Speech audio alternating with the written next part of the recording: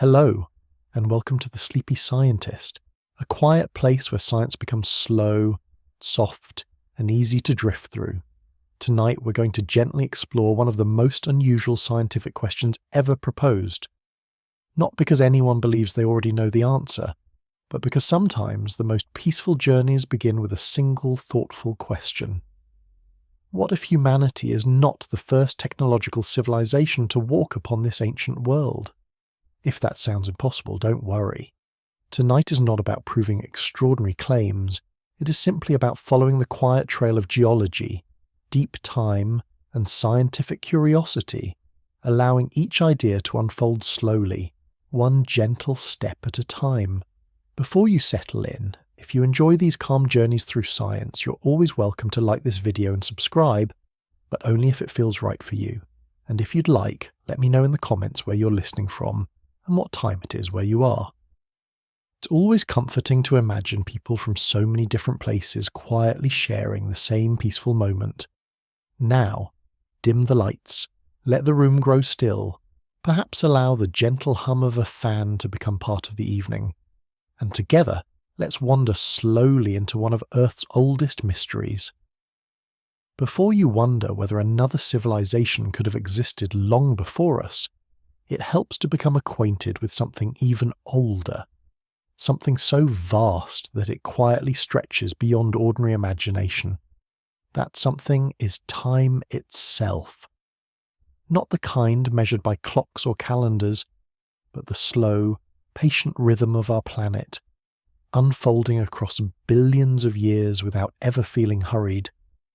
You can almost imagine standing on a quiet hillside, not today, but countless ages ago. The air feels different, the mountains wear unfamiliar shapes, and the stars above seem almost unchanged, patiently watching while the earth beneath them slowly transforms.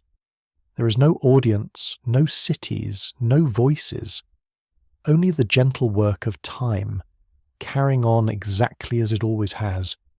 Earth is often described as being about 4.5 billion years old. It is an astonishing number, so enormous that the human mind naturally struggles to picture it. Numbers that large quickly lose their meaning. They become distant, abstract, almost weightless. So instead of counting years, perhaps it's easier to imagine something softer. Imagine holding a very old book, not hundreds of pages long, but millions. Each page represents another quiet moment in Earth's history. Entire oceans appear on one page, only to disappear hundreds of pages later. Great mountain ranges slowly rise, stand proudly beneath the sky for unimaginable lengths of time, and eventually crumble into grains of sand so fine that even the mountains themselves seem to forget they ever existed. You continue turning the pages. Forests come and go. Seas quietly advance before slowly retreating. Creatures appear for what feels like forever, only to vanish long before the story reaches its middle chapters, and somewhere, almost impossible to notice, humanity arrives on one tiny page near the very end. Our entire recorded history occupies only the faintest corner of that immense book. When viewed this way, the question changes completely.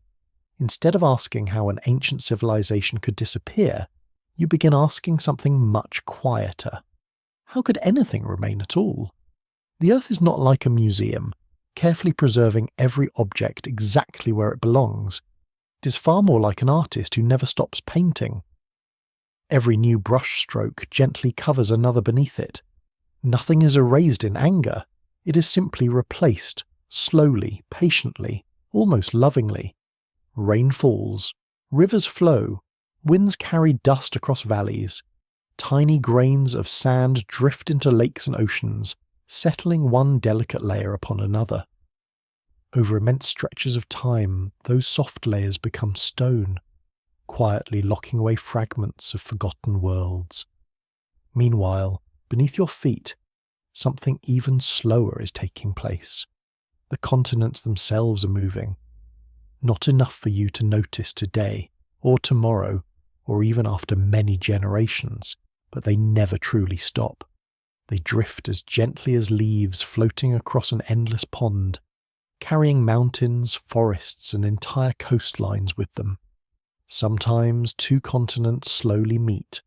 The land wrinkles upward, creating new mountain ranges. Sometimes they quietly separate. New oceans appear where solid ground once rested. Sometimes parts of the Earth's surface slowly sink deep beneath another, disappearing into the hot interior of the planet, where ancient rocks are softened, transformed, and eventually become something entirely new. It is almost as though the Earth quietly recycles its own memories. The oldest stories are not always destroyed. Sometimes they are simply rewritten. This endless movement has continued for hundreds of millions of years. Long before the first dinosaur wandered across the land, long before flowers bloomed, long before mammals quietly emerged beneath the shadows of giant reptiles. Everything changes, everything continues, everything drifts. Even the tallest mountains are temporary visitors. If you could somehow watch millions of years pass in only a few moments, mountains would seem almost alive.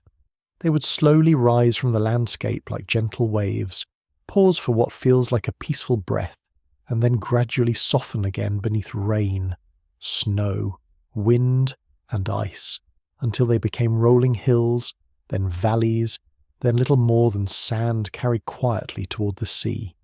The oceans are no different. They are not permanent places, but slow travellers, forever changing their boundaries. Ancient coastlines that once echoed with waves now lie hidden beneath forests, deserts, or thick layers of rock. Places that were once dry land now rest beneath thousands of meters of water, silent and unseen. The Earth is constantly rearranging its own memories. That thought can feel strangely comforting. Nothing is rushed, nothing is forced. The planet simply continues its patient work, one quiet change after another. This is why geologists often think less like detectives chasing dramatic discoveries, and more like careful readers turning delicate pages in a very old diary. They know many pages are missing. Others have faded almost beyond recognition. Some have become stained, folded, or partly erased by time itself. Yet enough remains to tell a remarkable story. The challenge is learning how to read what little survives. And perhaps that is the most surprising realization of all. When we look at the Earth today, we're not seeing the complete history of our planet. We are seeing only the tiny fraction that time has chosen to preserve. Countless rivers have flowed where no river exists today. Entire mountain ranges have vanished without leaving recognizable shapes. Ocean floors have disappeared into the deep interior of the planet. Forests have become coal. Tiny shells have become limestone. Volcanoes have built islands that later slipped beneath the sea. The world beneath your feet has lived many different lives before becoming the one you know today. And if the Earth can gently transform mountains into sand, oceans into stone, and forests into rock, then another quiet question naturally begins to appear. Could time also smooth away the traces of something far less durable than a mountain? Not because it wished to hide anything, not because there was a great mystery waiting beneath the ground, but simply because the Earth has always been doing what it does best, changing, slowly, patiently, without ever stopping. Perhaps before we ask whether another civilization ever walked across this ancient world, we first need to understand just how little of any world survives the endless, peaceful work of time. With the image of our ever-changing planet still resting quietly in your mind, another gentle question begins to emerge. If the Earth has been carefully shaping itself for billions of years, if mountains can become valleys and oceans can become stone, then how much of its past still remains today? The answer is, perhaps surprisingly, not very much. At first that might seem disappointing. You might imagine the Earth as a perfect library, storing every chapter of its history exactly where it belongs.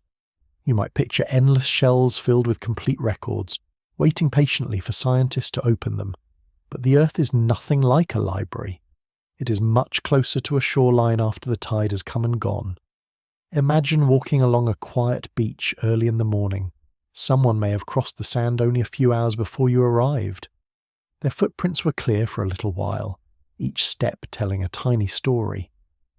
Yet the gentle movement of the sea has already begun its patient work. One wave softens the edges, another fills the deeper impressions with fresh sand. Before long, there is nothing left to suggest anyone had ever been there. The ocean has not hidden the footprints, it has simply continued being the ocean. In many ways, the Earth behaves the same way. Time is less like a force that destroys and more like a tide that never stops returning. This simple idea helps explain one of the most important realities in geology. Most of the past has quietly disappeared. When people imagine fossils, they often picture entire skeletons resting beneath layers of rock, waiting to be discovered. Museums filled with towering dinosaur bones can make it seem as though fossils are common, almost expected. The truth is much gentler. Becoming a fossil is one of the rarest things that can happen after a living creature dies. Most plants slowly return to the soil. Most animals become part of another living cycle. Tiny organisms are carried away by water or scattered by the wind. Even large bones are often broken apart, buried unevenly, dissolved by water, or simply worn away over time.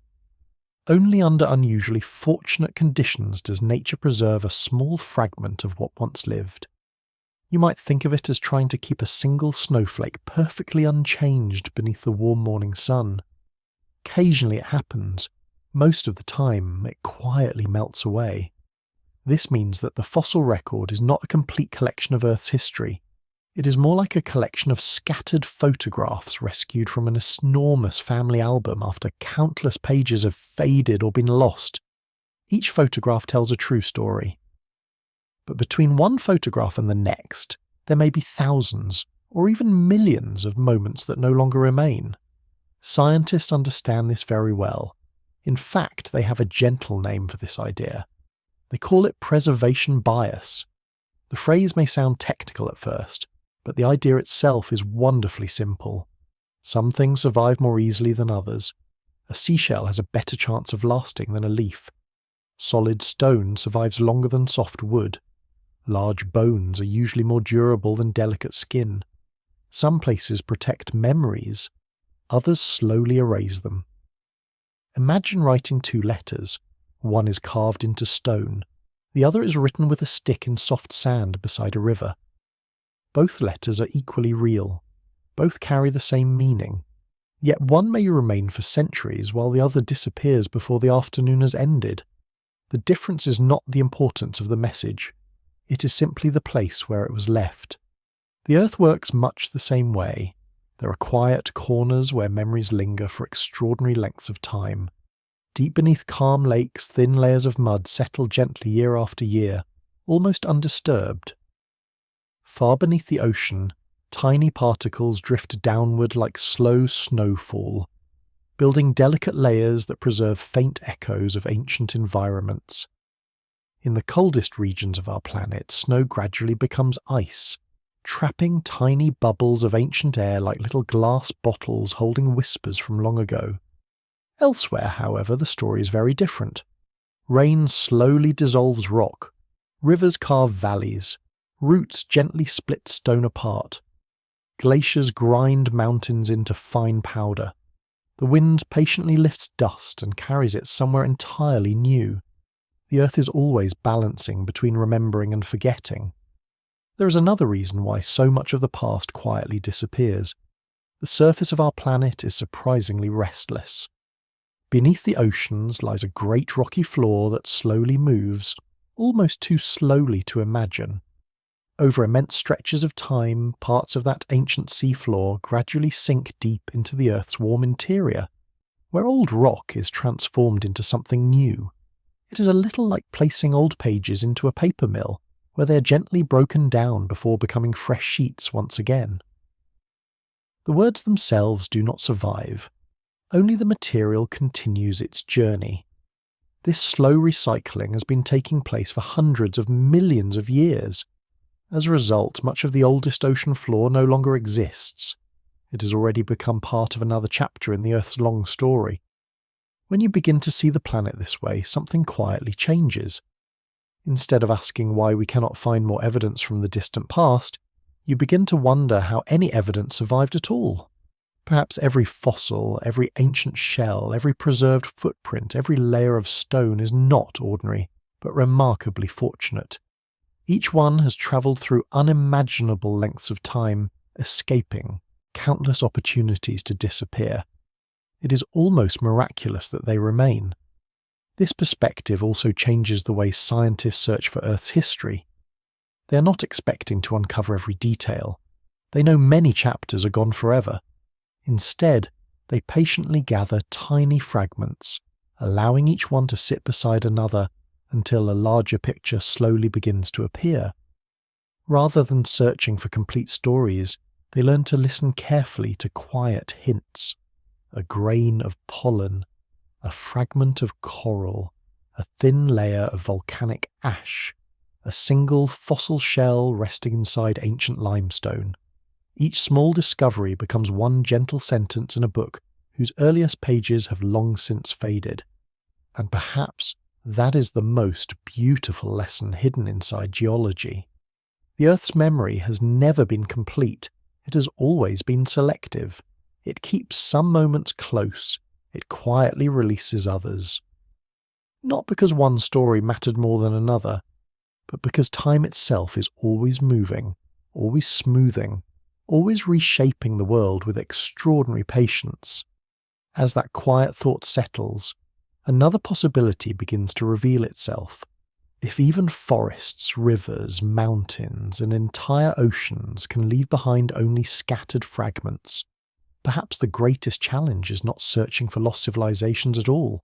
Perhaps the greatest challenge is learning how to read the few, delicate traces that time has chosen to spare.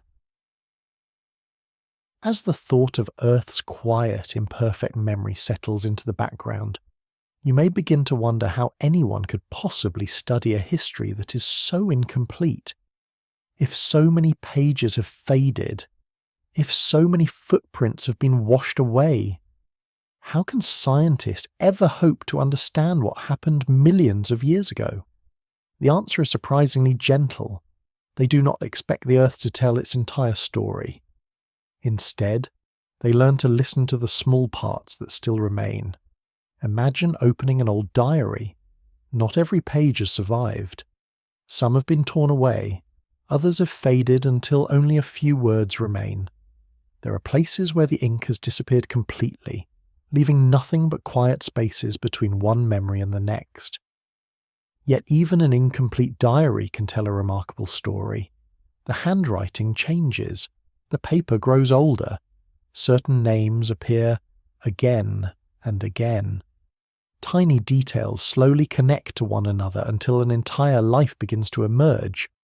The Earth is read in much the same way. Scientists do not simply search for spectacular discoveries buried beneath the ground.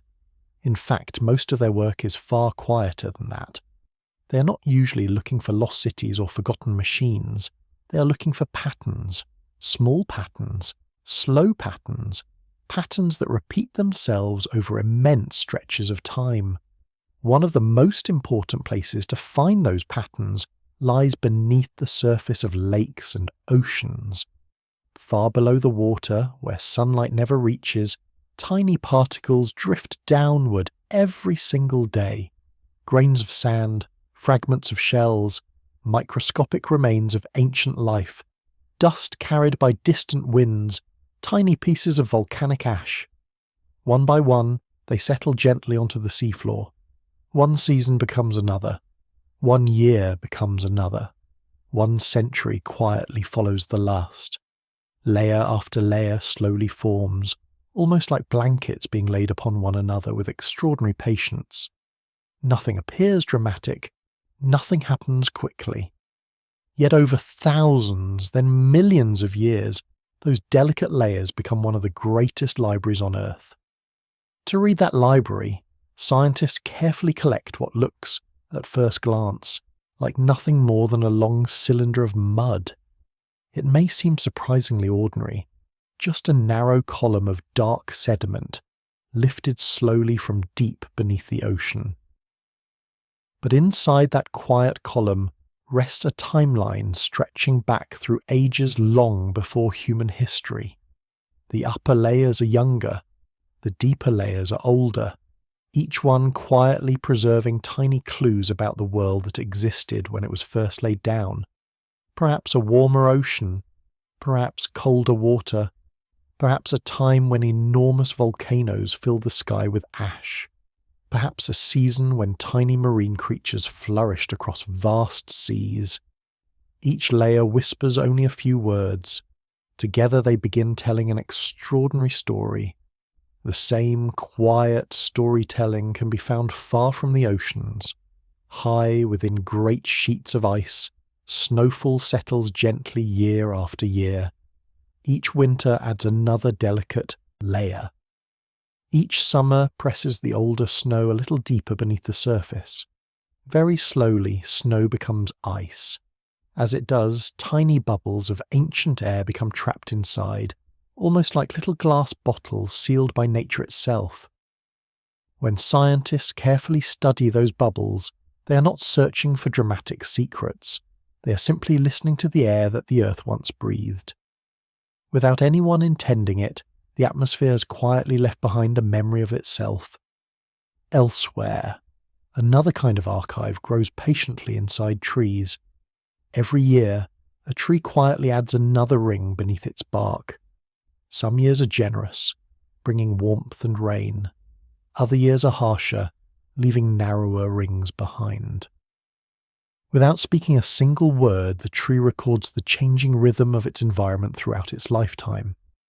When many trees are studied together, those gentle rhythms begin to overlap, creating a much longer story than any single tree could tell alone. Rock, ice, trees, coral reefs, cave formations, even tiny grains of pollen resting beneath ancient lakes.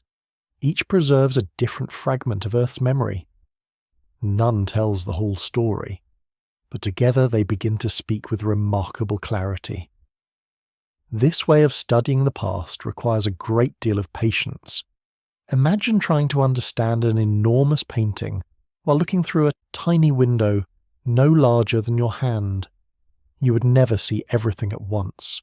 Instead, you would slowly move the window from place to place. A small patch of blue, a hint of green, a shadow, a single bright colour. Little by little, your mind begins connecting the pieces until the larger image quietly appears. That is often how geology works.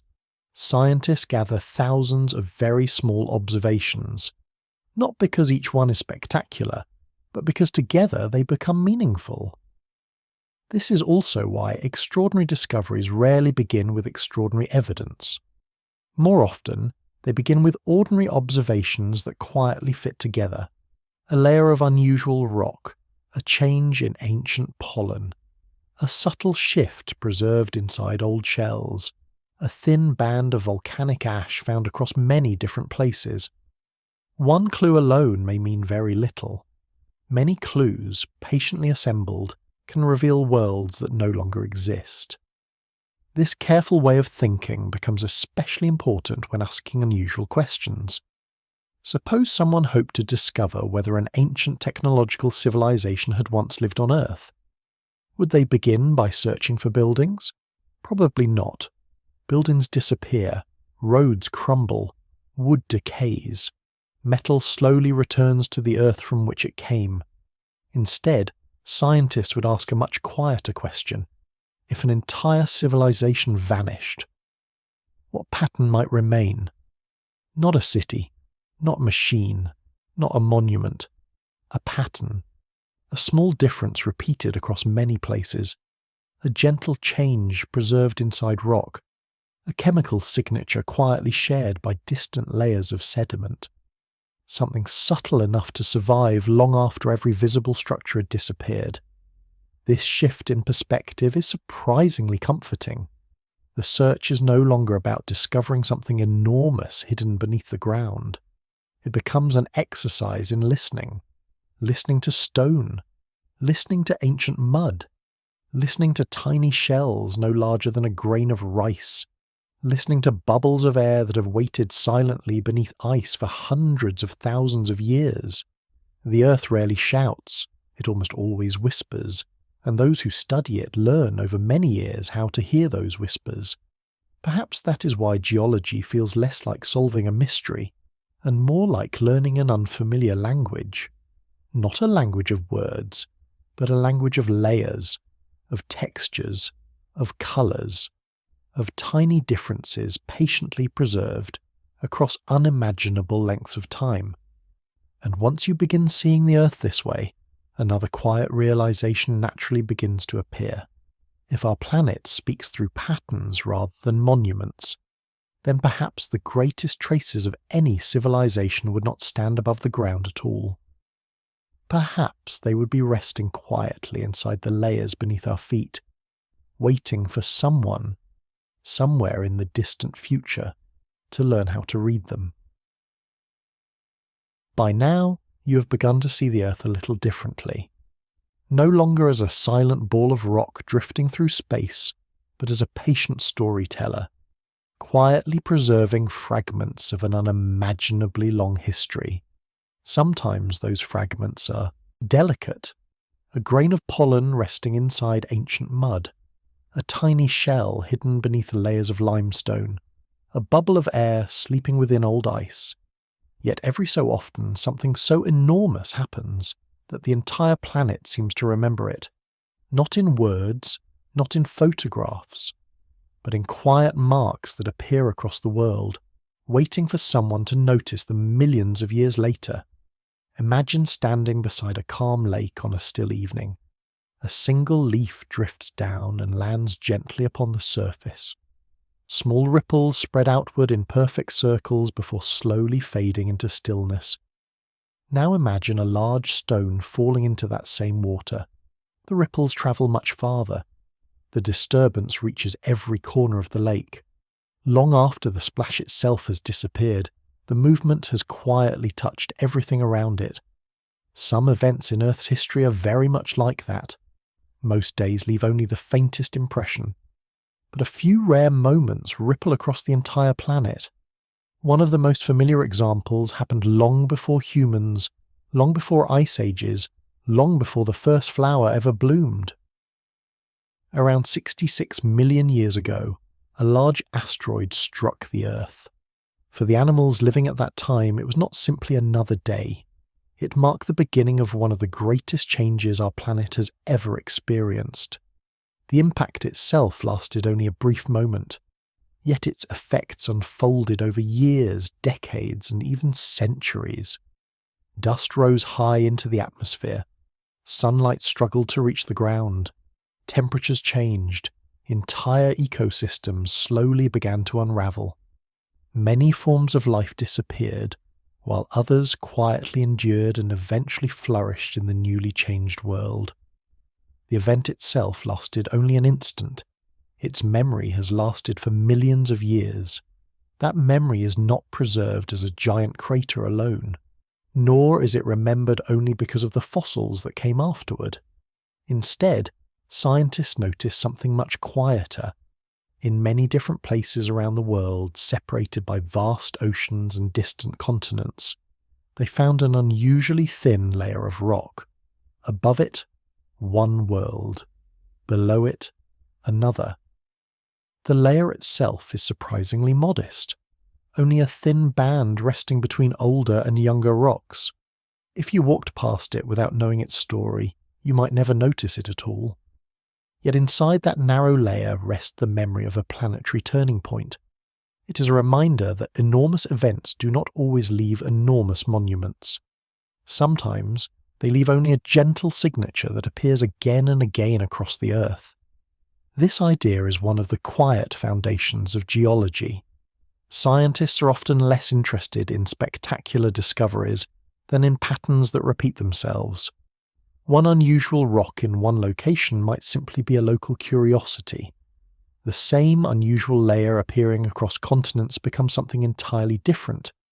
It becomes evidence that the entire planet experienced something together.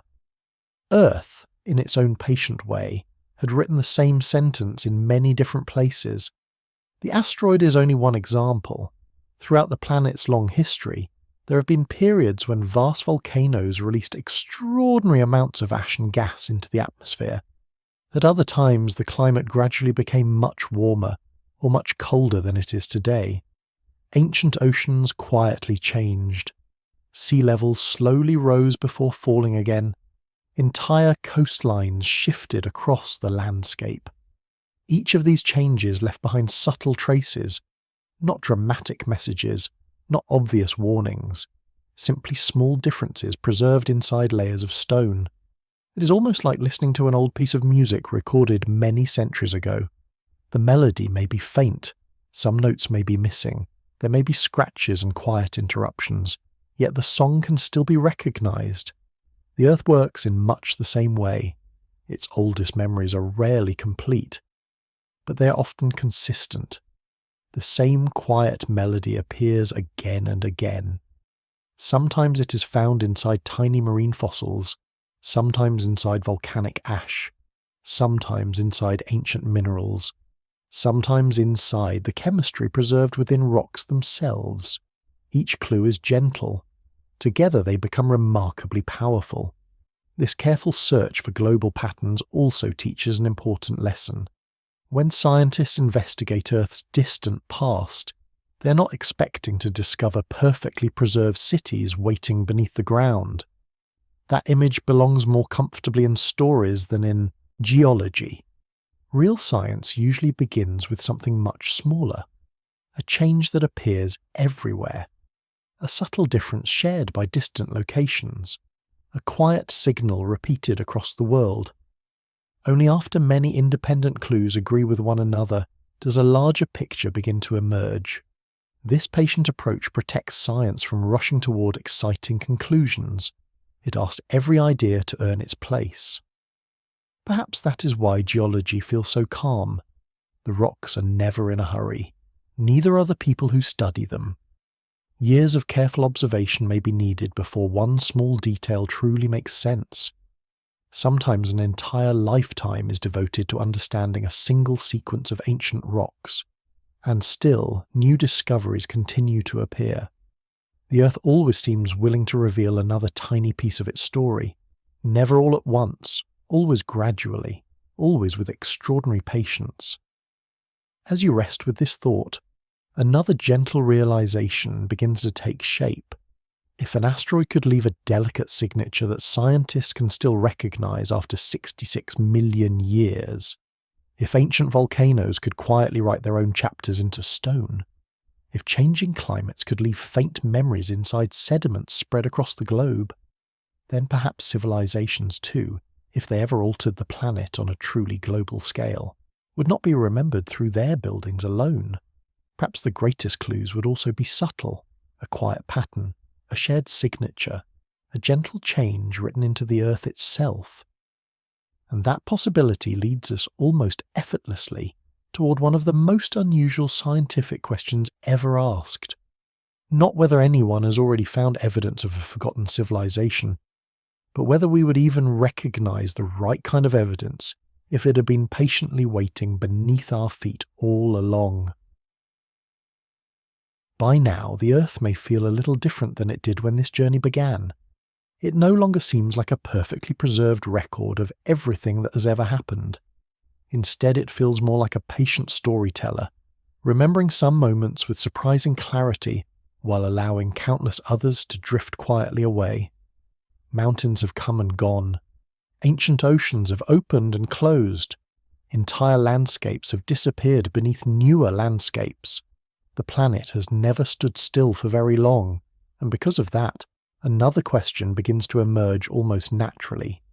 Not a dramatic question, not one that demands an immediate answer, simply a quiet thought that seems almost impossible to ignore. If the Earth has erased so much of its own history, how would we know whether something unexpected had once existed? Notice that this question is very different from asking whether another civilization truly existed. Science almost never begins with certainty.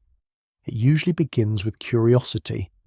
with a question that seems strange enough to be worth asking, yet careful enough to accept whatever answer the evidence eventually provides. This is one of those questions. Imagine for a moment that humanity disappeared completely, not tomorrow, not next century, but sometime far in the future. Imagine that millions of years quietly pass. The cities you know slowly crumble. Steel returns to rust. Glass breaks into tiny fragments. Concrete cracks beneath roots and rain. Roads soften beneath layers of soil. Forests spread where streets once stretched toward the horizon. Rivers choose new paths. The coastlines slowly change. The continents continue their patient journey across the face of the planet. Eventually, even the greatest cities become almost impossible to recognize. Not because they were destroyed in a single moment, but because the Earth never stopped doing what it has always done, changing, slowly, patiently, without pause. Now imagine that another intelligent species appears on Earth many millions of years later. Perhaps it evolves naturally. Perhaps it becomes curious about the deep past just as humans have. Would it discover us? At first, the answer seems obvious. Of course it would. We have built enormous cities. We have crossed oceans. We have flown into space. We have transformed landscapes on every continent. Surely those achievements could never disappear completely. And yet, after everything we have learned so far, that confidence begins to soften. Perhaps our buildings would not survive. Perhaps our roads would vanish. Perhaps even our monuments would slowly dissolve beneath weather, erosion, and shifting geology. If that is true, what would actually remain?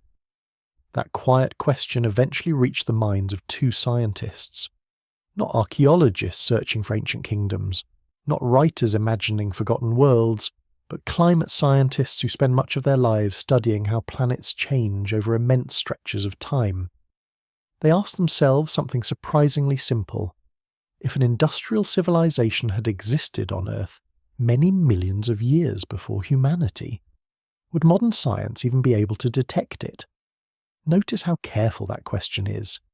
It does not ask whether such a civilization existed. It does not suggest that hidden cities are waiting beneath the ground. It does not claim mysterious discoveries have already been made. It simply asks whether the geological record would preserve enough evidence for us to recognize such a civilization if it had once been real. This thought experiment eventually became known as the Silurian Hypothesis. The name often surprises people. It sounds as though it refers to an ancient civilization that lived during the Silurian period. But that is not the case. The name was chosen with a quiet sense of humour. It was inspired by a classic science fiction story featuring intelligent reptiles connected with that distant chapter of Earth's history.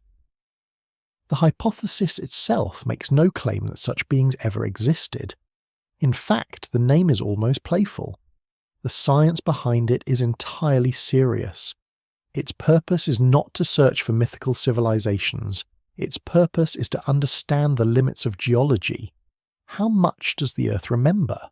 How much does it forget? And what kinds of evidence can survive across immense stretches of time? In many ways, the Silurian Hypothesis is really about us.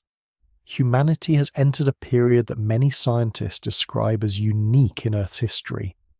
Our activities now influence rivers, forests, oceans, the atmosphere, and even the chemistry of the rocks that future generations may one day study. Some researchers have suggested that we are living through the beginning of a new chapter in geological history. A chapter shaped not by volcanoes or drifting continents, but by one remarkably curious species. If that is true, then humanity itself is becoming part of the geological record, not merely living upon the Earth, but quietly writing into it. That realization changes everything. Instead of asking only what we have built, we begin asking what we are leaving behind, not just today, not even thousands of years from now, but millions of years into the future. Suppose a future scientist carefully studies layers of rock formed during our own time. What would they notice? Would they find our cities? Perhaps not. Would they discover our bridges? Maybe only fragments. Would they recognize our languages? Almost certainly not. Instead, they might notice something much subtler. Tiny changes spread across the entire planet. Patterns, chemical fingerprints, unusual materials, small clues quietly repeated across continents and oceans. Exactly the kinds of patterns we have already learned to recognize when studying Earth's distant past. The question has come full circle. We began by wondering whether another civilization might once have existed. Now we find ourselves looking inward instead, understanding ourselves, seeing humanity not from the present, but from the unimaginable perspective of deep time. There is something unexpectedly peaceful about that shift. It reminds us that every civilization, no matter how remarkable, exists within a planet that has been changing for billions of years and will continue changing long after every building, every road, and every familiar landscape has quietly become part of another chapter. Perhaps that is why the Silurian Hypothesis has fascinated so many scientists. Not because it promises hidden answers, but because it encourages better questions. Questions about memory, questions about evidence, questions about how planets preserve history. And as those questions gently settle into place, another quiet curiosity begins to appear. If civilizations are remembered not by their monuments, but by the subtle fingerprints they leave upon the Earth, what kinds of fingerprints would humanity be creating today without even realizing it? As the idea of the Silurian Hypothesis quietly settles into place, you may notice something interesting. The question is no longer whether another civilization once existed. Instead, the question has become much gentler. If one had existed, what would the Earth actually remember? For a long time, people imagined that the greatest evidence of an advanced civilization would be enormous structures, towering buildings, perfectly straight roads stretching across continents, great walls visible from above, monuments carved from solid stone. It feels natural to think this way. After all, when we look back at human history, we often begin with architecture. Ancient temples, castles, pyramids, bridges, and forgotten cities seem to tell the stories of the people who built them. But when geologists think about millions of years instead of thousands, those familiar landmarks begin to feel surprisingly fragile. Stone slowly cracks, metal quietly returns to the earth from which it came, glass breaks into countless tiny pieces, concrete weakens beneath the endless rhythm of water, roots, frost, and heat. Even mountains, which appear almost eternal, gradually soften beneath the patient work of time. Compared with the age of the planet, even the greatest city is only a brief visitor. So if buildings are unlikely to survive forever, where should scientists look instead? The answer is beautifully simple, not at the shape of the world, but at the chemistry of the world. Imagine preparing a cup of tea. You stir a single spoonful of honey into the warm water. Within moments, the honey disappears from sight. The liquid looks almost exactly as it did before, yet something has changed. Every sip now carries the sweetness. You may no longer see the honey, but its presence has quietly spread throughout the entire cup. Human civilization changes the earth in much the same way. Many of our activities do not simply affect one city or one country. They leave gentle fingerprints across the entire planet, not fingerprints made by hands, fingerprints made by chemistry.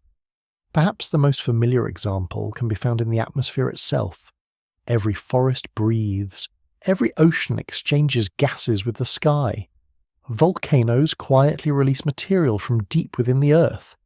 For hundreds of millions of years, these natural processes slowly balanced one another, each becoming part of the planet's steady rhythm. Then, in only a very short moment compared with geological time, something changed. Humanity began burning enormous quantities of coal, oil, and natural gas. These materials had rested quietly beneath the Earth for unimaginably long periods. Now they were returning to the atmosphere far more quickly than nature had intended. The atmosphere responded, not dramatically in a single afternoon, but gradually, patiently, almost imperceptibly from one day to the next. Imagine entering a room where someone has slowly lit a candle. At first, nothing seems different. A little later, you notice the warmth. Soon afterward, a faint fragrance fills the air. The room has changed, but so gently that you barely noticed it happening. The atmosphere behaves in much the same way. Its changes are often slow enough that they become visible only when viewed across many decades. Scientists can detect these changes because the atmosphere quietly records its own history. Tiny differences remain preserved in ancient ice, ocean sediments, cave formations, and many other natural archives. The Earth, without ever intending to, keeps careful notes. But the atmosphere is only one part of the story. Consider rivers. Every day they carry tiny particles toward the sea, not only grains of sand, not only fragments of rock, but also microscopic traces of the world through which they flow. Small amounts of metals, minerals, organic material, tiny fragments of things created by living organisms. Everything mixes together during the long journey toward the ocean. Eventually, much of it settles gently onto the seafloor, becoming part of another quiet layer in Earth's memory. If an industrial civilization changes the materials flowing through rivers across an entire planet, those changes may also become part of that memory. Not as enormous objects, as subtle patterns. This is one reason scientists often speak about fingerprints rather than artifacts. A fingerprint does not need to be large. It only needs to be distinctive. Imagine walking through a forest after a light rain. You may never see the bird that flew overhead, yet a single feather resting upon the ground tells you that it passed nearby. The feather is not the bird. It is simply a quiet sign that the bird was once there. Industrial fingerprints work in much the same way. They are not the civilization itself. They are the delicate traces left behind by its existence. Some of these traces might appear as unusually high amounts of certain metals spread across wide regions. Others might appear as subtle changes preserved within ancient carbon. Still others might reveal themselves through materials that nature rarely produces on its own. None of these clues would shout. They would whisper. Each one, by itself, might seem almost ordinary.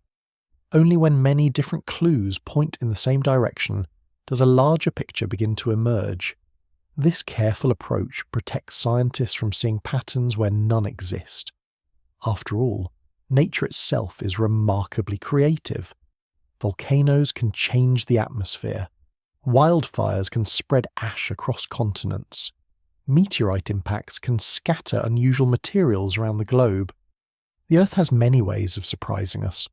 Because of this, scientists rarely ask whether one unusual clue proves the existence of an ancient civilization. Instead, they ask a much more careful question. Could several independent clues all be explained by the same event? If the answer is yes, the idea becomes more interesting. If the answer is no, the search continues. There is something wonderfully patient about this way of thinking. It accepts uncertainty. It welcomes new evidence. It never demands quick answers. Perhaps that is why geology often feels less like solving a puzzle, and more like listening to a long conversation that began billions of years before we arrived. Every layer of rock adds another sentence. Every fossil contributes another word. Every grain of ancient sediment quietly completes another small part of the story. And now, humanity has begun adding its own chapter. Without realizing it, we are leaving tiny fingerprints throughout the planet. Some are carried by rivers, some drift through the atmosphere, some settle into the deepest parts of the oceans, some become locked inside ice, waiting silently for thousands, perhaps even millions of years. One day, long after every familiar city has faded into the landscape, those fingerprints may still remain. not telling future scientists who we were, not revealing our languages, our music, or our dreams, but quietly suggesting that for a brief moment in Earth's immense history, something unusual happened here, something capable of changing the chemistry of an entire world.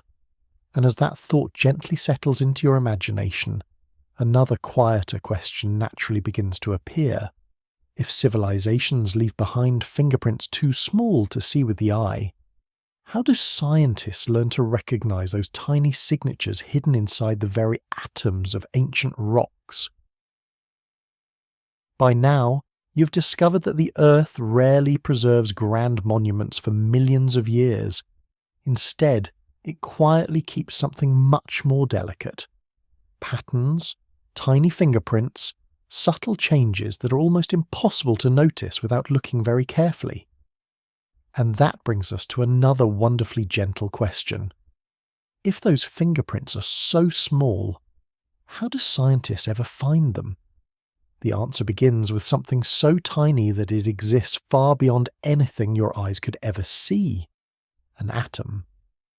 The word itself can sound technical, but tonight there is no need to imagine complicated diagrams or scientific formulas. Instead, imagine a vast beach at sunrise. From a distance, it looks perfectly smooth. But as you kneel down and let a handful of sand slip slowly through your fingers, you begin to notice that every grain is a little different. Some are lighter, some are darker, some are round after countless journeys through rivers. Others still carry tiny sharp edges from the rocks they once belonged to. Together, they create one peaceful beach. Individually, each grain tells a slightly different story. Atoms are a little like those grains of sand. Most belong to familiar families: carbon, oxygen, hydrogen, nitrogen, iron, silicon. These are among the quiet building blocks from which much of our world is formed. Mountains, forests, clouds, animals, even you. But within each family there are tiny natural variations. Imagine identical twins. At first glance they appear almost exactly alike. Yet if you spend enough time with them, you begin noticing the smallest differences. Perhaps one smiles a little more often. Perhaps one speaks a little more softly. Neither difference changes who they are. They simply carry their own quiet identity. Certain atoms behave in much the same way. They remain the same element, yet they possess slightly different forms. Scientists call these natural variations isotopes. Although the word may sound unfamiliar, the idea is beautifully simple. They are members of the same family with tiny differences that allow scientists to follow their long journeys through nature. You never see those differences directly. Instead, you see the stories they quietly leave behind. Imagine filling 2 glasses with water from different mountain streams. To your eyes, both glasses appear identical. Both are perfectly clear. Both reflect the morning light. Yet hidden within them are tiny clues about where each drop of water has travelled. One may have flowed through limestone. Another may have passed beneath ancient forests. One may have rested inside a glacier long before reaching the valley. The water carries a memory of its journey. Not an obvious memory, a subtle one. Ancient carbon behaves in a remarkably similar way. Every living plant quietly gathers carbon from the air while it grows. Animals receive that same carbon by eating plants or by eating other animals. When living things eventually return to the earth, part of that carbon becomes woven into soils, sediments, and rocks. Millions of years later, scientists can still study those quiet traces.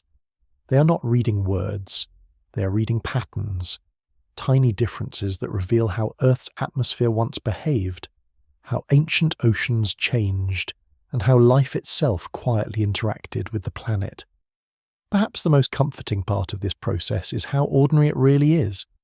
Nature has been writing these invisible notes for hundreds of millions of years without anyone asking it to. Every forest, every ocean, every tiny shell resting beneath the sea, each has quietly contributed another sentence to Earth's endless diary. This is why geologists often become fascinated by things that seem almost invisible. A microscopic fossil, a grain of volcanic ash, a faint chemical difference hidden inside limestone. To most people, these details might seem far too small to matter, but sometimes the smallest clues become the strongest evidence. Imagine walking into a quiet room where someone has just baked fresh bread. You may not see the bread immediately, yet the gentle aroma tells you something has happened. The scent itself is not the loaf, it is simply a trace, a soft reminder that something nearby has changed the room. Chemical fingerprints work in much the same way. Scientists are not looking directly for ancient factories or forgotten machines. They're asking whether something quietly changed the chemistry of the world around it. If many different places preserve the same unusual pattern, if those patterns all appear during the same period, if natural explanations become increasingly difficult, only then does the question become more interesting. Notice how careful this process is. Science does not leap toward extraordinary conclusions. It walks, slowly, patiently, testing one possibility after another, always asking whether nature itself might provide a simpler explanation. Most of the time, it does. Volcanoes can change the atmosphere. Oceans can alter the chemistry of sediments. Living organisms continuously reshape the carbon cycle. The Earth is astonishingly creative all by itself. That is exactly why the Silurian Hypothesis remains a thought experiment rather than a conclusion. Its purpose is not to argue that an ancient industrial civilization once existed. Its purpose is to ask a quieter question. If one had existed, could we distinguish its fingerprints from the countless fingerprints that nature leaves behind every single day? That question is surprisingly difficult. After all, imagine finding one unusual shell on a beach stretching beyond the horizon. Would that shell tell you everything about the ocean? Of course not. You would need many shells, many beaches, many coastlines. Only then would the larger picture slowly emerge. Geology follows the same patient rhythm. One chemical clue is never enough. One layer of rock is never enough. One discovery is never enough. Instead, scientists slowly gather thousands of tiny observations from around the world. Like stars appearing one by one in the evening sky, each observation seems small on its own. Yet together, they begin forming recognizable patterns, constellations of evidence, quiet connections that could never be seen from a single point alone. Perhaps that is one of the most beautiful lessons hidden within science. The greatest discoveries are rarely built upon enormous revelations. They are built upon countless tiny observations, each contributing only a small piece of the whole. One grain of sand, one shell, one layer of stone, one subtle fingerprint hidden inside ancient carbon. None of them tries to tell the entire story. Together they become a language that has been quietly spoken by the Earth for billions of years. And as you begin to recognize that quiet language, another gentle thought naturally begins to appear. If invisible chemical fingerprints can survive for unimaginable lengths of time, perhaps there are other traces that might endure even longer, long after forests have grown over cities and mountains have worn themselves into sand. With the quiet language of chemistry still lingering in your thoughts, another gentle question begins to unfold. If atoms can preserve tiny memories, if rocks can quietly remember ancient oceans, if invisible fingerprints can survive for millions of years, then what about the things we make? What becomes of the objects that fill our modern world once time begins its slow, patient work? At first, the answer seems obvious. Everything disappears. Steel slowly rusts. Wood returns to the soil. Glass cracks beneath changing temperatures. Concrete slowly weakens as roots patiently search for water. Even the strongest bridges eventually surrender to weather, gravity, and time. There is something strangely comforting about this. Nothing lasts forever, not because the world is fragile, but because the Earth is always changing. Yet as scientists looked more carefully, they began to notice something interesting. Not everything disappears at the same pace. Imagine walking through an old forest after autumn has quietly settled in. Leaves cover the ground in shades of gold and brown. Within months, many of those leaves will become part of the soil. Small branches will slowly soften beneath rain and fungi. Even fallen trees will eventually nourish new life. Now imagine that, beside those leaves, someone has quietly placed a smooth glass bottle. Years pass. The leaves vanish. The branches disappear. The forest continues growing. Yet the bottle remains. Perhaps a little cloudy. Perhaps partly buried beneath moss, but still recognizable. The difference is not that the bottle is stronger than nature. It simply follows a different rhythm of change. This idea becomes surprisingly important when thinking about civilizations across deep time. Nature creates many remarkable materials: wood, bone, shell, stone. They each have their own quiet life cycle. Humanity, however, has learned to create entirely new materials. Some of them behave in ways the Earth rarely encounters on its own. One familiar example is plastic. Today, plastic surrounds us so completely that we often stop noticing it. It helps carry clean water into our homes. It protects food during long journeys. It appears inside clothing, vehicles, hospitals, and tiny electronic devices that fit comfortably into the palm of your hand. It has become part of ordinary life. Yet from the perspective of geological time, plastic is something astonishingly new. The Earth spent billions of years without it. Then, within only a tiny moment of planetary history, it appeared almost everywhere. If you imagine Earth's history as one enormous novel, plastic arrives only in the final few words of the final page. And yet those few words may linger for a surprisingly long time. That does not mean a plastic bottle will remain unchanged for millions of years. Quite the opposite. Sunlight slowly weakens it. Heat makes it brittle. Moving water breaks it into smaller and smaller pieces. The wind carries those tiny fragments across landscapes. Rivers quietly deliver them to the sea. Eventually pieces become so small that they are almost invisible. But disappearing is not always the same as ceasing to exist. Sometimes a thing becomes too small to notice, while still remaining part of the world around it. It is rather like a large block of ice slowly melting into a lake. The block itself vanishes, yet the water remains. Plastic follows a somewhat similar journey. It changes form. It spreads. It becomes woven into soils, beaches, riverbeds, and ocean sediments. Not as one recognizable object, but as countless tiny fragments resting quietly among grains of sand. Future geologists may never discover an intact shopping bag resting inside ancient rock, but they might discover something more subtle, an unexpected layer containing microscopic traces of materials that nature rarely produces by itself.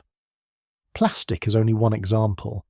Modern civilization also uses remarkable quantities of metals that are gathered, refined, and distributed across the globe. Copper, aluminum, nickel, chromium, rare elements used inside advanced electronics. Each one begins its journey deep within the Earth. Humans carefully mine them, shape them, transport them across continents, and eventually scatter tiny amounts into the environment through countless everyday activities. Imagine carrying a small pouch of coloured sand. As you walk across a wide beach, a few grains escape with every step you hardly notice. The pouch never tears open, nothing dramatic happens.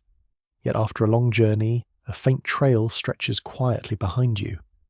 Industrial civilization behaves in much the same way. It rarely changes the Earth through one enormous event. Instead, it leaves behind countless tiny traces spread across the entire planet. Some settle into lakes, others drift toward the deepest parts of the oceans. Still others become mixed into ordinary soil. Each trace is almost too small to notice on its own. Together, they become another kind of fingerprint. There is another thought that makes this even more fascinating. Suppose another civilization once existed millions of years before humanity. Would it have built its world from the same materials we use today? Perhaps, but perhaps not.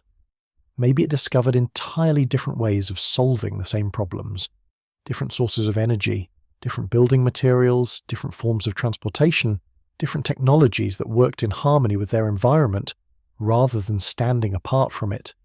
If that were true, the fingerprints they left behind might look nothing like ours. Imagine finding an old musical instrument from a culture you have never encountered before. You might not recognize its shape. You might not understand how it was played. Yet the careful craftsmanship would still suggest intention, purpose, intelligence. The object would feel different from an ordinary stone shaped by wind and rain. The search for ancient civilizations may be similar. Scientists are careful not to assume that another intelligent society would leave exactly the same traces as humanity. Perhaps their technology would have produced different materials. Perhaps it would have generated different chemical patterns. Perhaps it would have been far more efficient, leaving behind fewer traces than our own civilization does today. Or perhaps it would have become so closely integrated with nature that millions of years later it would be almost impossible to distinguish one from the other. This possibility is both humbling and strangely peaceful. It reminds us that intelligence does not have only one path. Civilizations, if they exist, may each tell their stories in different ways. Some stories are written with stone, some with chemistry, some with materials unlike anything we have yet imagined. And perhaps the Earth quietly preserves a little of each, waiting patiently for someone who has learned not only how to look, but how to recognize the unexpected. As that gentle possibility settles into the background, another quiet curiosity begins to emerge. Among all the strange discoveries hidden within Earth's deep past, there is one remarkable place where nature itself accomplished something that once seemed possible only through advanced technology. It is a place that reminds us once again that the Earth is often far more imaginative than we first assume. With the thought of long-lasting material still quietly resting in your mind, let us wander somewhere unexpected. Not to a hidden city, not beneath an ancient pyramid, not into the ruins of a forgotten civilization. Instead, let us travel into an ordinary-looking landscape in Central Africa, where the rocks themselves hold one of the most surprising stories in all of geology. At first glance, there is nothing particularly extraordinary about the place. No towering monuments rise above the trees, no mysterious machines lie buried beneath the ground, no forgotten roads disappear into the distance. Only layers of ancient rock that have rested peacefully for an unimaginably long time. And yet, hidden inside those rocks, scientists discovered something that, at first, seemed almost impossible. It is a story that reminds us why science moves carefully, why it asks questions before making conclusions, and why nature is often capable of things far stranger than our imagination first allows. The place is called Uklo. Many years ago, scientists were studying uranium that had been mined from this region. Their work was routine. They were not searching for mysteries. They were simply making careful measurements, expecting everything to appear exactly as it should. But one small detail quietly stood out. The uranium did not look quite the way scientists expected. The difference was incredibly small. So small that no one would ever notice it simply by holding the rock in their hand. Its colour was ordinary. Its texture was ordinary. Everything about it appeared perfectly natural. Only careful laboratory measurements revealed that something unusual had happened here long ago. Whenever scientists encounter an unexpected observation, the first response is rarely excitement. It is curiosity. Could there be an error? Could the instruments be mistaken? Could there be a simpler explanation? One possibility after another is carefully explored. Only after many careful studies did a remarkable picture begin to emerge. Around 2 billion years ago, long before plants covered the land, long before animals walked across continents, long before dinosaurs, long before the first flower opened beneath the sunlight, conditions inside this region were quietly unique. Rich deposits of uranium rested underground. Water slowly flowed through cracks in the surrounding rock. The arrangement was just right. Very slowly, nature accomplished something extraordinary. A self-sustaining nuclear reaction began.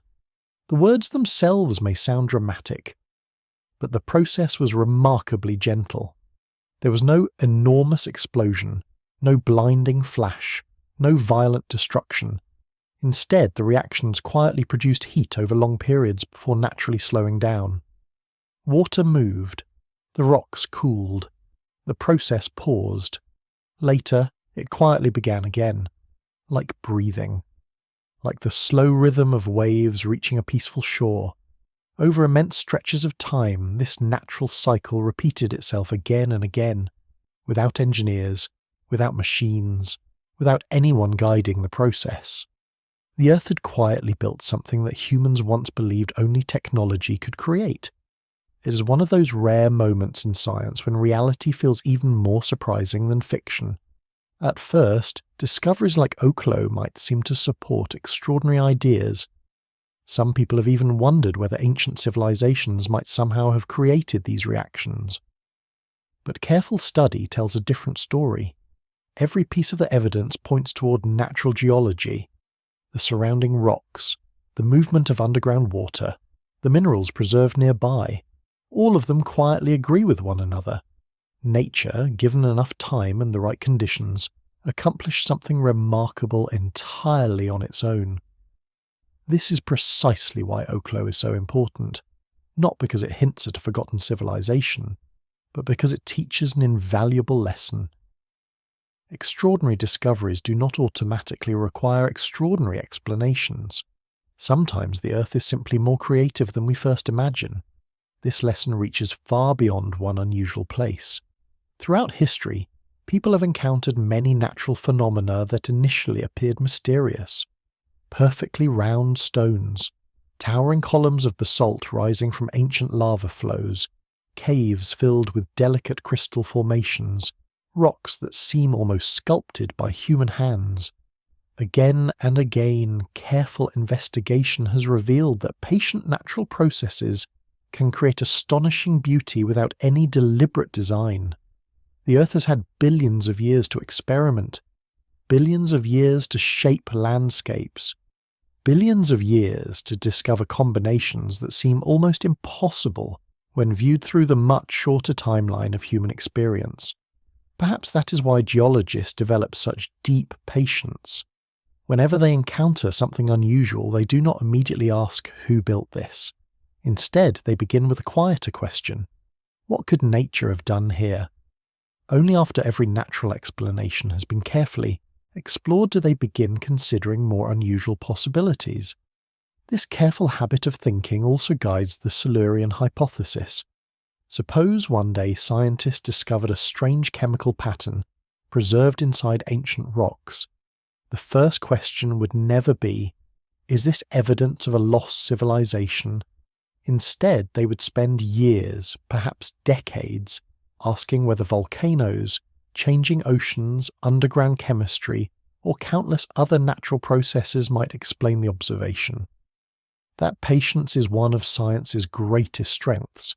It protects curiosity without allowing imagination to outrun evidence. At the same time, discoveries like Oklo also teach another gentle lesson. Technology itself is not always as separate from nature as we often imagine. Human civilization did not invent the atom, it learned to understand it. We did not invent chemistry. We slowly uncovered patterns that had quietly existed since the Earth first formed.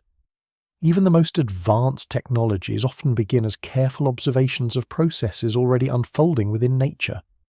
Birds inspired flight, seeds inspired new materials, spider silk inspired stronger fibers, the stars inspired navigation. Again and again, humanity has learned by watching the world around it. Perhaps intelligence is not about creating something entirely new. Perhaps it's about gradually learning the language that nature has been speaking all along. That thought feels especially peaceful here. The rocks of Oklo have rested in silence for around 2 billion years. They have witnessed continents drifting across the globe. They have endured changing oceans, changing climates, and the rise and fall of countless forms of life. All that time, they quietly preserved the memory of a remarkable natural process. Not as a monument, not as a machine, simply as another chapter in the Earth's long story. And perhaps that is the quiet gift of places like Oklo. They remind us that our planet is filled with wonders that require neither myth nor mystery to inspire awe. Reality itself is often more than enough. As this thought gently settles beside all the others, another quiet question begins to emerge. If nature can leave behind signatures that almost resemble the work of technology, how can scientists tell the difference between a planet changed by natural forces and one that has been quietly altered by an industrial civilization? As the quiet story of Oklo gently fades into the background, another thought begins to emerge. The Earth has shown us that it can preserve remarkable events. A natural nuclear reactor, ancient volcanoes, asteroid impacts, tiny shells resting beneath the sea. Each has left behind a different kind of memory. Some memories are written in rock, others in minerals, others in chemistry. But perhaps one of the most remarkable memories of all is written in something we almost never notice: the air itself. When you step outside on a peaceful evening, the atmosphere feels almost invisible. You cannot see it. You cannot hold it in your hands, yet every breath reminds you that it surrounds you completely. It is easy to think of the atmosphere as something empty, something that simply exists in the background. But in truth, it is always changing, very slowly, very quietly, always responding to the world below it. Imagine standing beside a calm lake at dawn. The surface appears perfectly still. Then a gentle breeze begins to pass overhead. The smallest ripples spread across the water. Nothing dramatic happens, yet the lake quietly records the passing wind. The atmosphere behaves in much the same way. It responds continuously to forests, oceans, volcanoes, and life itself. Every tree contributes something. Every ocean exchanges tiny amounts of gas with the sky. Every volcanic eruption adds its own quiet signature.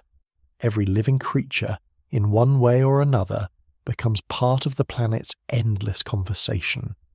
For hundreds of millions of years, this conversation unfolded without human voices. The earth breathed through forests, the oceans breathed through waves. Life and the atmosphere slowly adjusted to one another like two dancers learning each other's rhythm. Sometimes that rhythm changed naturally. There were periods when the planet became warmer. There were times when enormous ice sheets slowly expanded across continents. Sea levels rose, sea levels fell. Rainforests spread into regions that today are dry deserts. Later, deserts quietly replaced forests. None of these changes happened overnight. Most unfolded over thousands or even millions of years. The Earth has always been changing. That is one of the most important lessons geology teaches. Yet even slow changes leave traces. Imagine burning a single candle inside a quiet room. At first, almost nothing seems different. A little later, the air becomes slightly warmer. The gentle scent of melted wax begins to spread. The room has changed, not suddenly, but unmistakably. Now imagine not one candle. Imagine countless candles burning over a very long time. Eventually, even someone entering the room much later could sense that something had slowly altered the atmosphere. The Earth keeps similar memories, not inside walls, not inside ceilings, but inside ice, inside sediments, inside tiny shells resting beneath ancient oceans. Each quietly preserves a small part of the atmosphere that once surrounded it. Together, these natural archives allow scientists to reconstruct climates that vanished millions of years ago. One particularly fascinating chapter in Earth's history occurred around 56 million years ago. Scientists call this event the Paleocene-Eocene thermal maximum. The name sounds complicated, but the idea is beautifully simple. For reasons that are still being carefully studied today, enormous amounts of carbon entered the atmosphere over a relatively short period of geological time, the planet gradually became much warmer. Oceans changed. Many living species adapted. Others disappeared. Eventually, over immense stretches of time, the Earth slowly found a new balance. This ancient warming was entirely natural. It was not caused by an industrial civilization. It was not caused by advanced technology. Yet it teaches something extremely valuable. When the atmosphere changes, the planet remembers. Tiny changes become preserved inside rocks, inside sediments, inside ancient marine life. Long after the warm climate itself has disappeared, its fingerprints remain quietly woven into Earth's memory. This realization inspired another thoughtful question. Suppose an industrial civilization had once existed millions of years ago. Suppose it had released enormous amounts of carbon into the atmosphere, changing the climate of its world. Would the atmosphere remember? Perhaps. Would the oceans remember? Quite possibly. Would the rocks quietly preserve that chapter? Maybe. This is exactly the kind of question the Silurian Hypothesis encourages scientists to ask, not because anyone believes such evidence has already been found, but because understanding what kinds of fingerprints are theoretically possible helps scientists better understand both the past and the present. There is another reason this question feels surprisingly personal. For the first time in Earth's history, one species has begun changing the atmosphere rapidly through industry, transportation, agriculture, and energy production. Compared with geological time, these changes are unfolding extraordinarily quickly. If someone were studying Earth millions of years from now, they might notice this period immediately. Not because they found our cities, not because they uncovered our roads, but because they observed an unusual shift recorded simultaneously in many different natural archives around the world. Ice, ocean sediments, lake beds, coral reefs, tree rings, each quietly preserving another piece of the same story. It is rather like hearing the same melody played by many different instruments, a violin, a piano, a flute. Each sounds unique. Yet together they reveal one familiar song. Earth's natural archives work in much the same way. Each preserves history differently. Yet when they all tell the same story, scientists begin listening very carefully. Of course, the atmosphere is influenced by countless natural processes as well. Volcanoes continue erupting. Forests continue growing. Oceans continue absorbing and releasing gases. Nature remains astonishingly active.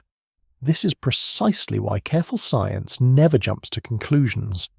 Every possible natural explanation must first be explored.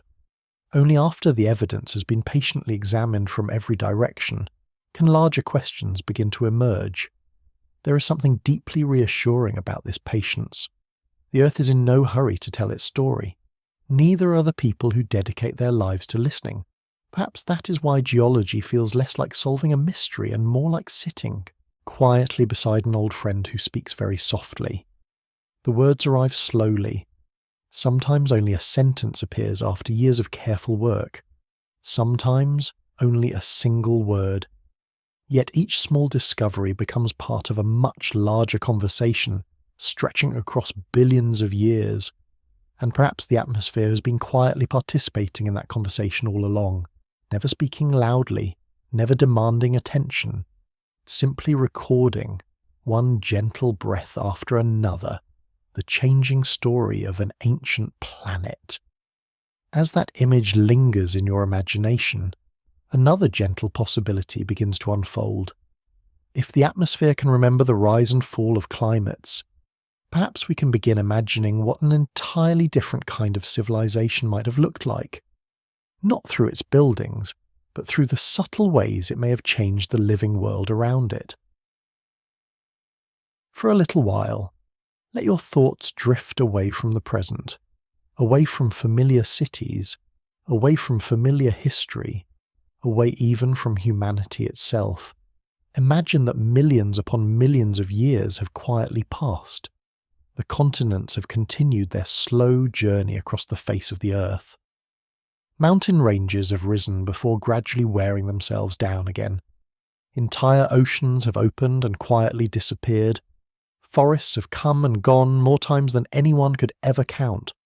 The world has never stopped changing. Now imagine arriving upon this future Earth as a curious scientist. You know nothing about the people who once lived here. You have never heard the word human. You simply study rocks, sediments, ancient coastlines, tiny chemical fingerprints hidden inside stone. Without realizing it, you are searching for us. There is something strangely peaceful about viewing humanity from so great a distance. Our centuries become moments. Our monuments become grains of sand. Our greatest achievements become thin layers resting quietly beneath countless younger layers. The longer you remain inside this perspective, the more another question gently begins to appear. If humanity could become almost invisible after millions of years, could another technological species have become invisible before us? Notice how carefully the question is asked. Not another human civilization, not a forgotten kingdom, not hidden cities beneath the jungle. Instead, another technological species, another intelligent lineage, another branch on the great tree of life. Because evolution does not follow a single road. It explores, it experiments, it wanders patiently through possibilities. When people first learn about evolution, it is easy to imagine that everything was somehow leading toward humanity, as though the first tiny organisms already carried a hidden plan that would eventually produce cities, telescopes, music, and science. But nature does not work that way. Evolution has no final destination. It does not decide in advance what life should become. Instead, every generation quietly responds to the world around it. Small changes accumulate, some help, some do not. Over immense stretches of time, entirely new forms of life slowly appear. Imagine a river flowing across a broad plain. You might expect it to follow one clear path. Instead, it divides into many smaller streams. Some quickly disappear beneath the soil. Others merge together. Still others wander peacefully for hundreds of kilometers before finally reaching the sea. Life behaves in much the same way. There has never been only one possible future. There have always been countless possibilities quietly unfolding together. Consider the dinosaurs. For well over 100 million years, they became the dominant large animals across much of the Earth. That span of time is almost impossible to imagine. Human civilization, by comparison, occupies only the tiniest fraction of that immense history. Yet despite their extraordinary success, no dinosaur built observatories, none developed industry, none left satellites orbiting the moon. Not because they failed, simply because evolution never promised that intelligence like ours would appear. Success in nature takes many different forms. Some species survive by becoming larger, some by becoming smaller, some by living longer, others by reproducing quickly, some flourish beneath the oceans, others spend their entire existence hidden beneath the forest floor. There is no universal definition of progress, only adaptation, only change, only the quiet conversation between life and the environment that surrounds it. That realization changes the Silurian hypothesis in a subtle but important way. It is not really asking, where are the ancient humans? It is asking something far broader. Across the immense history of Earth, could another branch of life ever have discovered technology? Could another lineage have learned to shape fire, build tools, transform energy, and eventually alter the planet around it? Science cannot answer yes. Science cannot answer no, at least not yet. The evidence simply does not allow either conclusion. And perhaps that uncertainty is exactly where the value of the question lies. Some questions are worth asking even when the answer remains unknown. Not because they promise certainty, but because they teach us how to think more carefully. Imagine standing beneath a night sky filled with countless stars. You cannot visit them all. You cannot know every world that circles every distant sun. Yet asking whether life exists elsewhere changes the way you see the universe. The question itself expands your perspective. The Silurian Hypothesis works in much the same way. Whether another technological species ever existed is almost secondary. The deeper lesson comes from realizing that humanity occupies only one small chapter within an astonishingly long history. Earth existed for billions of years before us. It will almost certainly continue existing for billions of years after us. Between those immense stretches of time, our civilization becomes one brief season, beautiful, remarkable, yet still wonderfully brief. This perspective also carries a quiet sense of humility. Sometimes people describe humanity as though intelligence were the inevitable destination of evolution, yet nothing in geology suggests inevitability. If one ancient asteroid had followed a slightly different path, if one period of volcanic activity had unfolded differently, if climates had changed a little sooner or a little later, the living world might have followed an entirely different course. Perhaps mammals would never have flourished. Perhaps another group of animals would have continued evolving along a completely different path. Perhaps intelligence would have emerged in a form we could scarcely imagine. Or perhaps it would never have emerged at all. Nature is generous with possibilities. It is not committed to any single outcome. There is something deeply calming about accepting this. It allows humanity to become neither the center of everything nor an insignificant accident. Instead, we become part of a much larger story, one expression of life's endless creativity, one experiment among countless others that the Earth has quietly carried through deep time, and perhaps that is enough. Perhaps it is enough simply to recognize how extraordinary it is that a planet of stone, water, air, and sunlight eventually gave rise to beings capable of wondering about its own distant past. Beings who study rocks not only to understand mountains, but to understand themselves. As that thought settles gently into the silence, another image slowly begins to appear. Across the Earth, entire landscapes have vanished beneath ice, oceans, rivers, and layers of sediment. Not because anyone wished to hide them, but because the planet has never stopped reshaping its own surface. And perhaps, before we can wonder whether another technological species once walked this world, we must first understand just how completely the Earth is capable of hiding its own history. As the thought of another possible technological species slowly fades into the distance, your attention returns to something far more familiar. The Earth itself, not as it appears today, but as it has always been, restless, patient, never quite the same from one age to the next. When you stand upon a hillside, it is easy to imagine that the landscape has always looked much the way it does now. The valley seems permanent. The river feels ancient.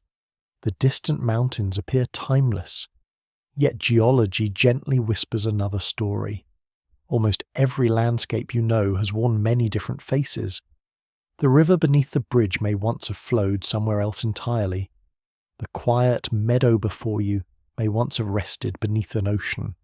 The mountain on the horizon may have risen from the floor of a vanished sea. Nothing remains exactly where it began. Imagine writing a letter in soft sand beside the shore. For a few peaceful moments, every word is perfectly clear. Then a wave arrives. The letters blur. Another wave follows. Soon nothing remains except smooth sand stretching quietly toward the sea. The beach has not tried to erase your message. It has simply continued being a beach. The Earth behaves in much the same way.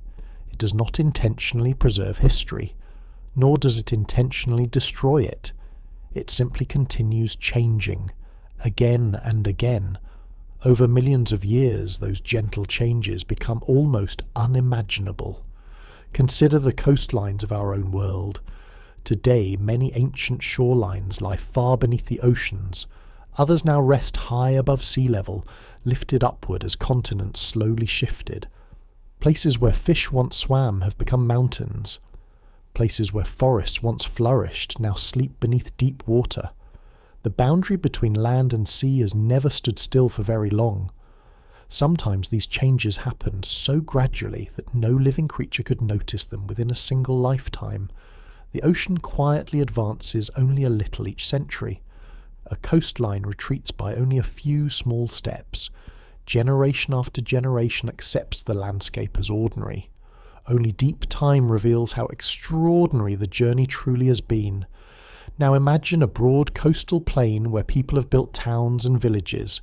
Generations live there peacefully. Children grow, trees mature, rivers carry tiny grains of sand toward the sea. Then, over thousands of years, the shoreline slowly moves inland. The settlements disappear beneath shallow water, not in a single catastrophe, not in one dramatic afternoon, simply through the patient rhythm of a changing planet. Long after the buildings have collapsed, layers of mud quietly settle above them. Shells accumulate. Tiny marine organisms live and die. Year after year, another thin blanket of sediment gently covers the last.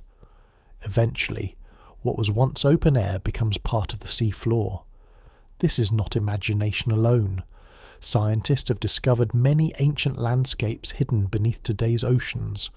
Old river valleys, drowned forests, coastlines where people once walked during times when sea levels were lower than they are today. These discoveries remind us that the map of the modern world is only the latest version of a landscape that has been continuously rewritten. Ice tells a similar story.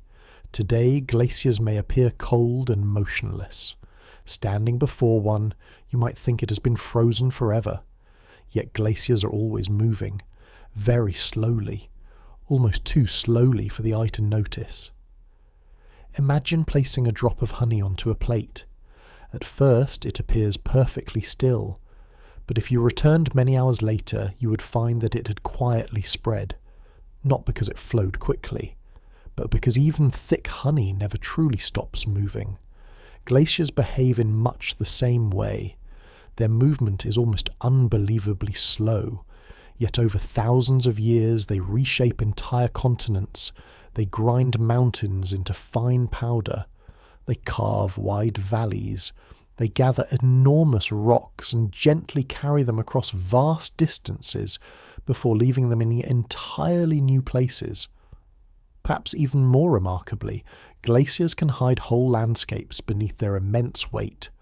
Forests disappear beneath ice, rivers stop flowing, soils become sealed away. When warmer climates eventually return, the ice retreats, revealing a world transformed almost beyond recognition. Sometimes ancient forests emerge after remaining hidden for thousands of years. Tree trunks still lie where they once grew. Pollen remains quietly preserved. Tiny seeds wait beneath layers of sediment. Nature has been protecting these delicate memories without ever intending to. Then there are the slow movements taking place even deeper within the earth. Far beneath your feet, enormous plates of solid rock continue drifting at roughly the same speed that your fingernails grow. The movement is almost impossible to notice from one year to the next. Yet over millions of years, entire oceans open and close. Mountain chains rise. Old sea floors sink back into the planet's interior. The Earth quietly recycles parts of its own surface.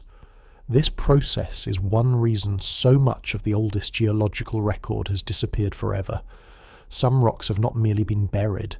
They have been melted, transformed, and woven back into the planet from which they first emerged. Earth remembers, but never everything. That quiet truth has followed us since the beginning of this journey. It returns, once more here, perhaps more clearly than ever. If forests can disappear beneath glaciers, if coastlines can sink beneath oceans, if entire ocean floors can return to the deep interior of the earth, then the disappearance of landscapes is not unusual. It is simply part of how our planet works. This is why geologists become cautious whenever someone asks, "Why haven't we found unmistakable evidence from hundreds of millions of years ago?" The question itself assumes that the Earth should preserve everything equally, but geology teaches the opposite. Preservation is rare. Loss is common. Memory is selective. Even the most familiar places around us exist only because countless older landscapes have quietly made room for them. And so, if another technological species had ever existed in some unimaginably distant chapter of Earth's history, its cities would not possess any special protection against these same processes. Ice would move across them, rivers would reshape them, sediments would bury them, continents would drift, mountains would rise, stone would slowly become new stone. Whatever survived would survive not because it resisted the Earth, but because chance gently allowed a few small traces to remain. That realization is not disappointing. In many ways, it is deeply beautiful. It reminds us that the Earth treats every age with the same quiet patience. Forests, dinosaurs, ancient coastlines, human civilizations, all become part of the same long story. Some chapters are remembered clearly, others fade into only a few scattered sentences, many disappear altogether, yet the story itself continues, always changing, always unfolding, always quietly writing another page. And as that endless rewriting continues in your imagination, another gentle thought begins to take shape. If the Earth so easily hides what happens upon its surface, perhaps there is one place where the memories of a civilization might endure much longer, not beneath oceans, not beneath mountains, but far beyond the atmosphere, where wind, rain, and flowing rivers can never reach. Until now, nearly every question we have asked has brought us back to the same place: the Earth, its rivers, its mountains, its oceans, its endlessly changing surface. Again and again we have discovered that our planet is wonderfully alive. It folds, it shifts, it erodes, it buries, it remembers. But never everything.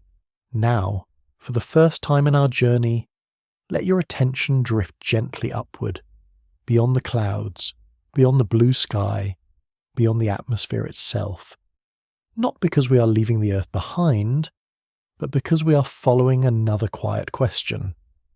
If our planet slowly rewrites its own history, what happens to the things that leave the Earth entirely? Imagine standing on a peaceful beach at sunrise. Behind you, waves slowly wash away footprints left during the night. Ahead of you, beyond the shoreline, lies calm water that no footsteps can reach. The beach is always changing. The open sea remains undisturbed. Earth and space are a little like that. On Earth, wind moves, rain falls, rivers flow, glaciers creep forward, plants grow, roots split stone. Every day, countless small processes continue reshaping the landscape. Space is different. Space is astonishingly quiet. There is almost no air, no flowing water, no weather in the familiar sense, no forests patiently reclaiming abandoned structures, no rivers carrying sediments toward the sea. The silence itself becomes part of the environment. That silence changes everything. When humanity first began placing objects into orbit around the Earth, few people were thinking about geology. They were thinking about exploration, communication, discovery, curiosity. Yet without intending to, humanity also began creating something entirely new, a record beyond the atmosphere. Today, thousands of objects quietly circle the Earth. Some remain active, others have completed their work. Many simply continue moving through the darkness, following paths shaped by gravity.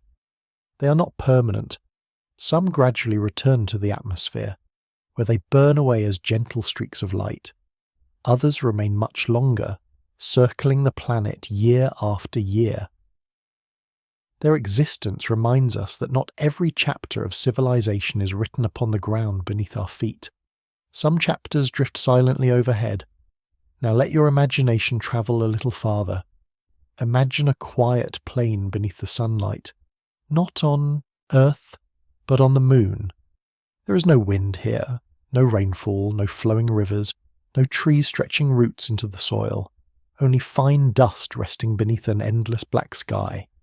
If someone walks across that dust, the footprints remain, not forever.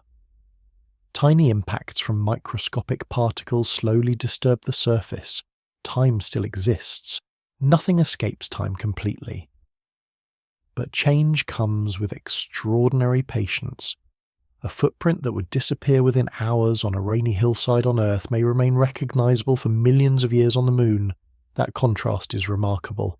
It reminds us that preservation depends not only upon what is left behind, but also upon where it is left behind.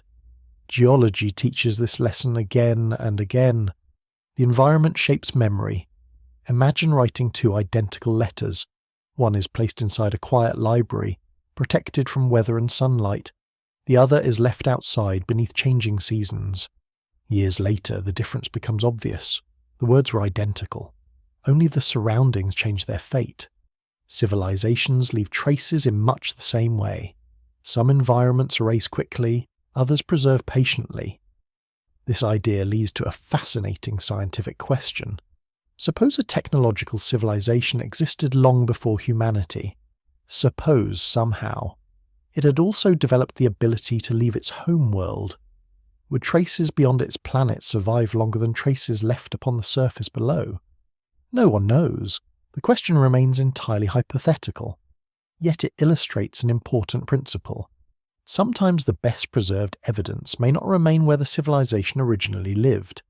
Instead, it may rest in places almost untouched by weather.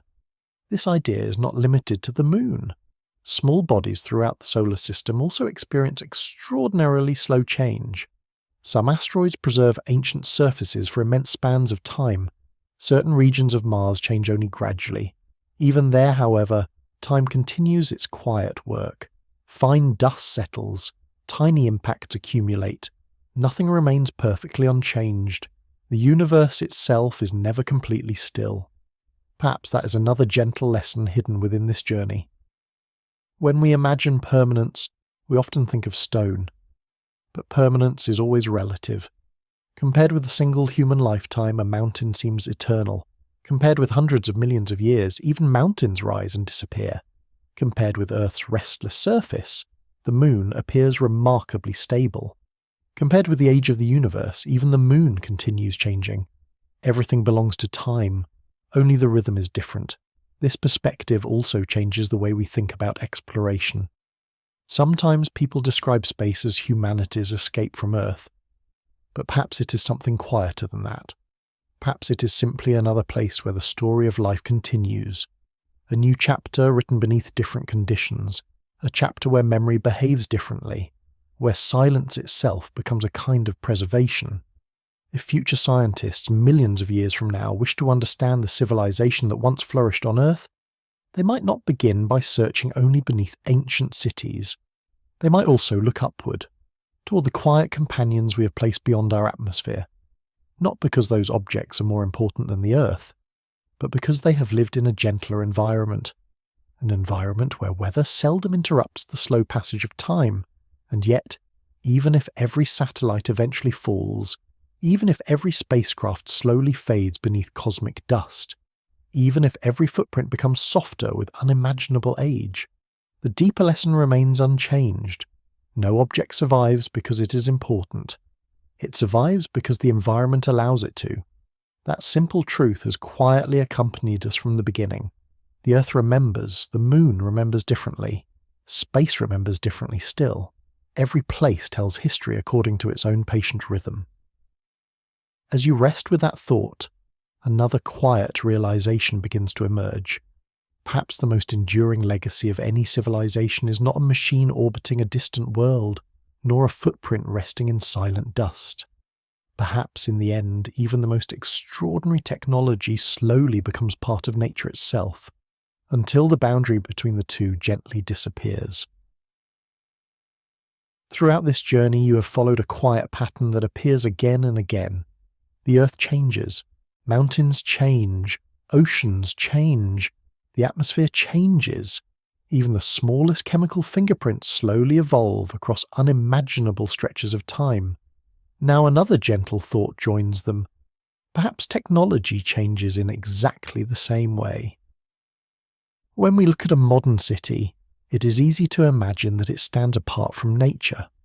Glass towers reflect the sky, steel bridges cross rivers, roads stretch for hundreds of kilometres, machines hum softly through the day and night. Everything feels carefully designed, purposeful, ordered. At first glance, it seems completely separate from forests, rivers and mountains. But time has a remarkably patient way of dissolving those boundaries. Imagine placing a smooth stone beside a stream. Then imagine placing a carefully carved statue beside it. For the first few years, the difference is obvious. The statue carries sharp edges, clear lines, the unmistakable touch of careful hands. The stone remains simply a stone, but allow centuries to pass. Rain falls, winter arrives and quietly leaves again. Tiny grains of sand drift across every surface. Plants send delicate roots into the smallest cracks. Little by little, both objects begin changing together. The statue loses its sharpness. The stone grows smoother. The difference between them becomes a little harder to notice. Neither has escaped nature. Both have become participants in the same slow conversation. Technology follows this rhythm more often than we realize. Every building begins the moment it is completed, not because construction continues, but because weather quietly begins its own work. Sunlight gently fades paint. Water searches patiently for the smallest opening. Metal slowly reacts with air and moisture. Concrete expands and contracts with changing temperatures. Nothing dramatic happens. The changes are almost invisible from one morning to the next. Yet over decades they quietly accumulate. Imagine leaving a wooden boat beside the shore of a peaceful lake. During the first season, it looks almost unchanged. A few years later, the colours begin to soften. Moss quietly appears along its edges. Small plants find shelter inside tiny cracks. Eventually insects arrive. Fungi slowly break down the wood. The boat no longer seems separate from the shoreline. It has become part of the ecosystem around it. Nature has not invaded the boat. It has simply welcomed it back. There is something deeply calming about that idea. Nothing is rejected. Everything is eventually invited into another cycle. Even the most sophisticated technology begins with materials borrowed from the earth. Iron comes from ancient rocks. Copper once rested deep beneath mountains. Silicon spent millions of years hidden within sand and stone. The rare elements inside modern electronics were patiently assembled by geological processes long before humanity ever discovered them. Civilization does not create these materials, it rearranges them. Like someone gathering shells from a beach to build a small sculpture before quietly returning them to the shore. For a while the arrangement is new, beautiful, intentional. Eventually the waves continue their endless work. The shells return to becoming part of the beach. Perhaps technology is simply another temporary arrangement of the Earth's own ingredients. This idea becomes even more interesting when viewed through geological time. Suppose millions of years pass. The steel inside a bridge slowly changes into new minerals. Glass gradually weathers into tiny particles. Concrete fractures into fragments that become mixed with sand, clay, and sediment. Plastics slowly break into microscopic pieces that become scattered through soils and ancient seabeds. None of these materials remains exactly as it was. Yet neither do they simply vanish. Instead, they enter new cycles, new relationships, new forms. Eventually, some may become buried beneath younger layers of sediment. Pressure slowly increases. Minerals move through tiny spaces. Over immense spans of time, yesterday's technology becomes tomorrow's geology. That sentence may sound poetic, yet it is also scientifically true. Geology is filled with materials that have been transformed again and again. Ancient forests became coal. Marine organisms became limestone. Volcanic ash became solid rock. Every layer tells the story of transformation rather than permanence. Human technology joins that same story. It does not stand outside the Earth. It becomes another chapter within it. Perhaps this is why future geologists may never discover our world in the way we imagine. They may not find complete computers, or untouched vehicles, or perfectly preserved cities waiting beneath the ground. Instead, they may discover something quieter, an unusual layer, unexpected combinations of minerals, tiny fragments of materials that once belonged to countless inventions. They may never know the names we gave them. They may never understand how they were used, yet they might still recognize that something unusual briefly altered the planet. There is another possibility that feels equally peaceful. Suppose another technological species had once lived upon the Earth. Perhaps its inventions were entirely different from ours. Maybe it built with materials that dissolved easily back into the environment. Perhaps its cities were grown rather than constructed. Perhaps its technology borrowed directly from living systems instead of resisting them. If that were true, its geological fingerprints would differ greatly from ours. In fact, they might be so subtle that they blended almost perfectly into the surrounding landscape. This reminds us of something important. We often imagine technology as the opposite of nature, but perhaps that contrast exists only from the perspective of one brief moment in time. Given enough centuries, the distinction begins to soften. Given enough millions of years, it may disappear altogether. The forest no longer knows which stones were once walls. The river no longer remembers which valley once held a road. The mountain does not distinguish between minerals formed naturally and minerals that once passed through human hands. Everything becomes part of the same patient earth. Perhaps that is one of the quietest lessons hidden within the Silurian hypothesis. Not that civilizations disappear, but that eventually they become indistinguishable from the planet that gave rise to them. Their inventions return to geology, their chemistry returns to the atmosphere, their materials return to rivers, oceans, soils, and stone. The Earth does not erase civilization, it gently absorbs it. Just as autumn leaves become part of the forest floor, just as rivers carry mountains grain by grain toward the sea, just as fallen stars slowly become part of the landscapes where they come to rest. The boundary between the natural and the artificial is far thinner than it first appears. Perhaps it has always been. And as that quiet realization settles softly into your thoughts, another gentle question begins to emerge. If every civilization eventually becomes part of the Earth, then what does the Earth teach us about the civilizations themselves, their beginnings, their flourishing, and the quiet ways they eventually give the landscape back to time? As you continue this slow journey through deep time, perhaps you have begun to notice a quiet pattern. Every story eventually returns to the Earth. The atmosphere changes, the oceans change. Mountains slowly rise before wearing away again. Even technology, which once seemed separate from nature, gradually becomes part of the planet's own patient cycles. Now another gentle thought joins these familiar companions. Civilizations change landscapes, and over time landscapes quietly change civilizations. The relationship is never only one way. It is more like two rivers flowing beside one another, each slowly shaping the course of the other. When people first gather together, they almost always begin by listening to the land. Fresh water is needed. Rich soil is welcomed. Gentle seasons make life a little easier. Rivers become pathways. Coastlines become meeting places. Wide plains offer room for fields to grow. Long before cities appear, the landscape has already begun telling its quiet story. Imagine arriving in an empty valley. A river winds peacefully through the centre. Morning mist rises gently above the water. Birds drift across the sky. The ground is fertile. The seasons are kind. Without anyone giving instructions, life naturally gathers there. Homes appear. Gardens slowly spread. Children grow beside the river.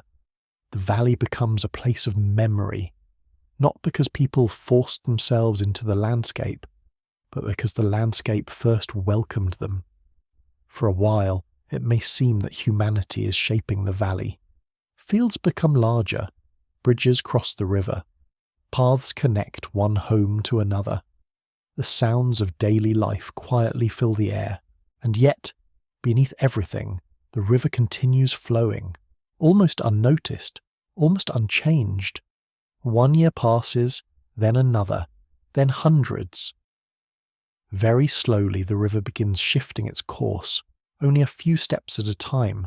A bend becomes wider, another grows shallower. The water finds an easier path.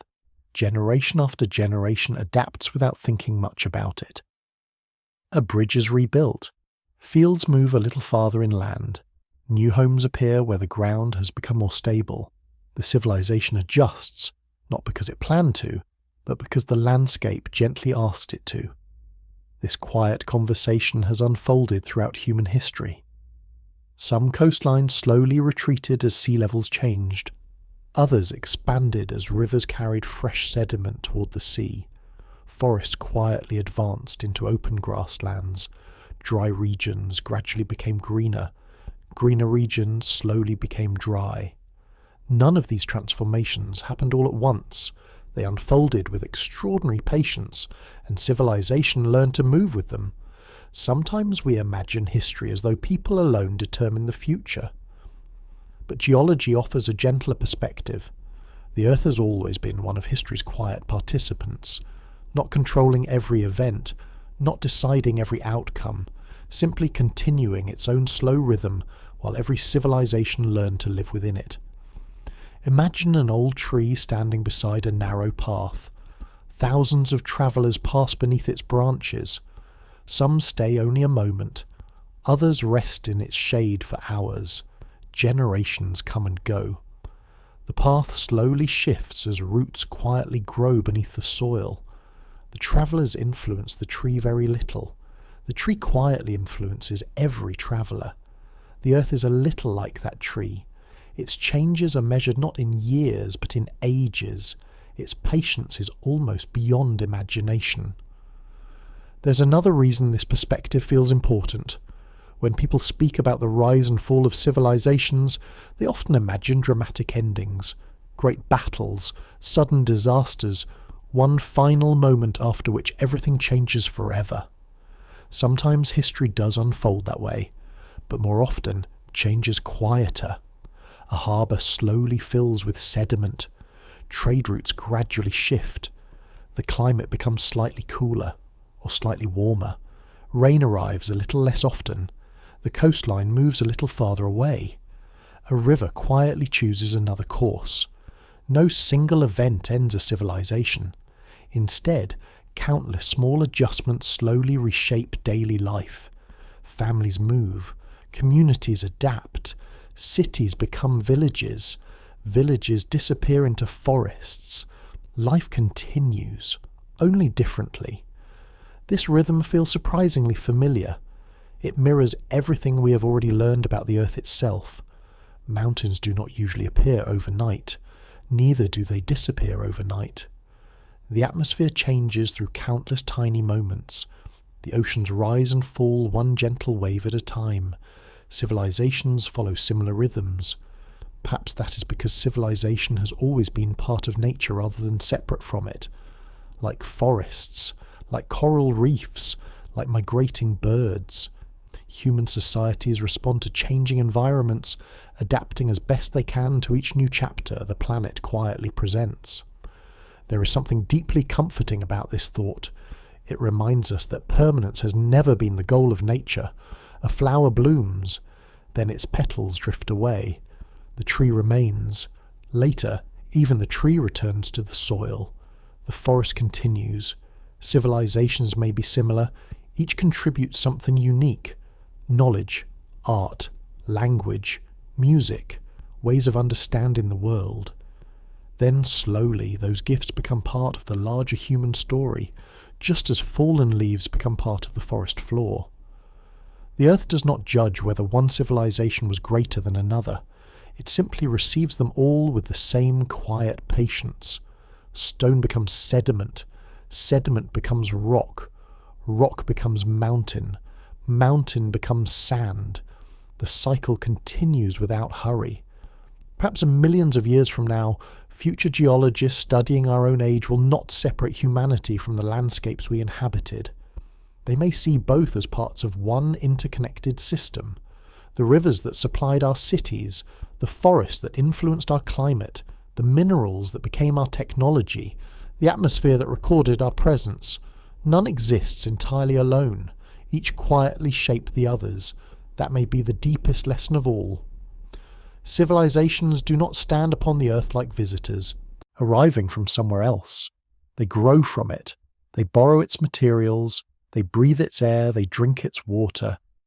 For a little while, they rearrange those gifts into homes, roads, music, stories, and dreams.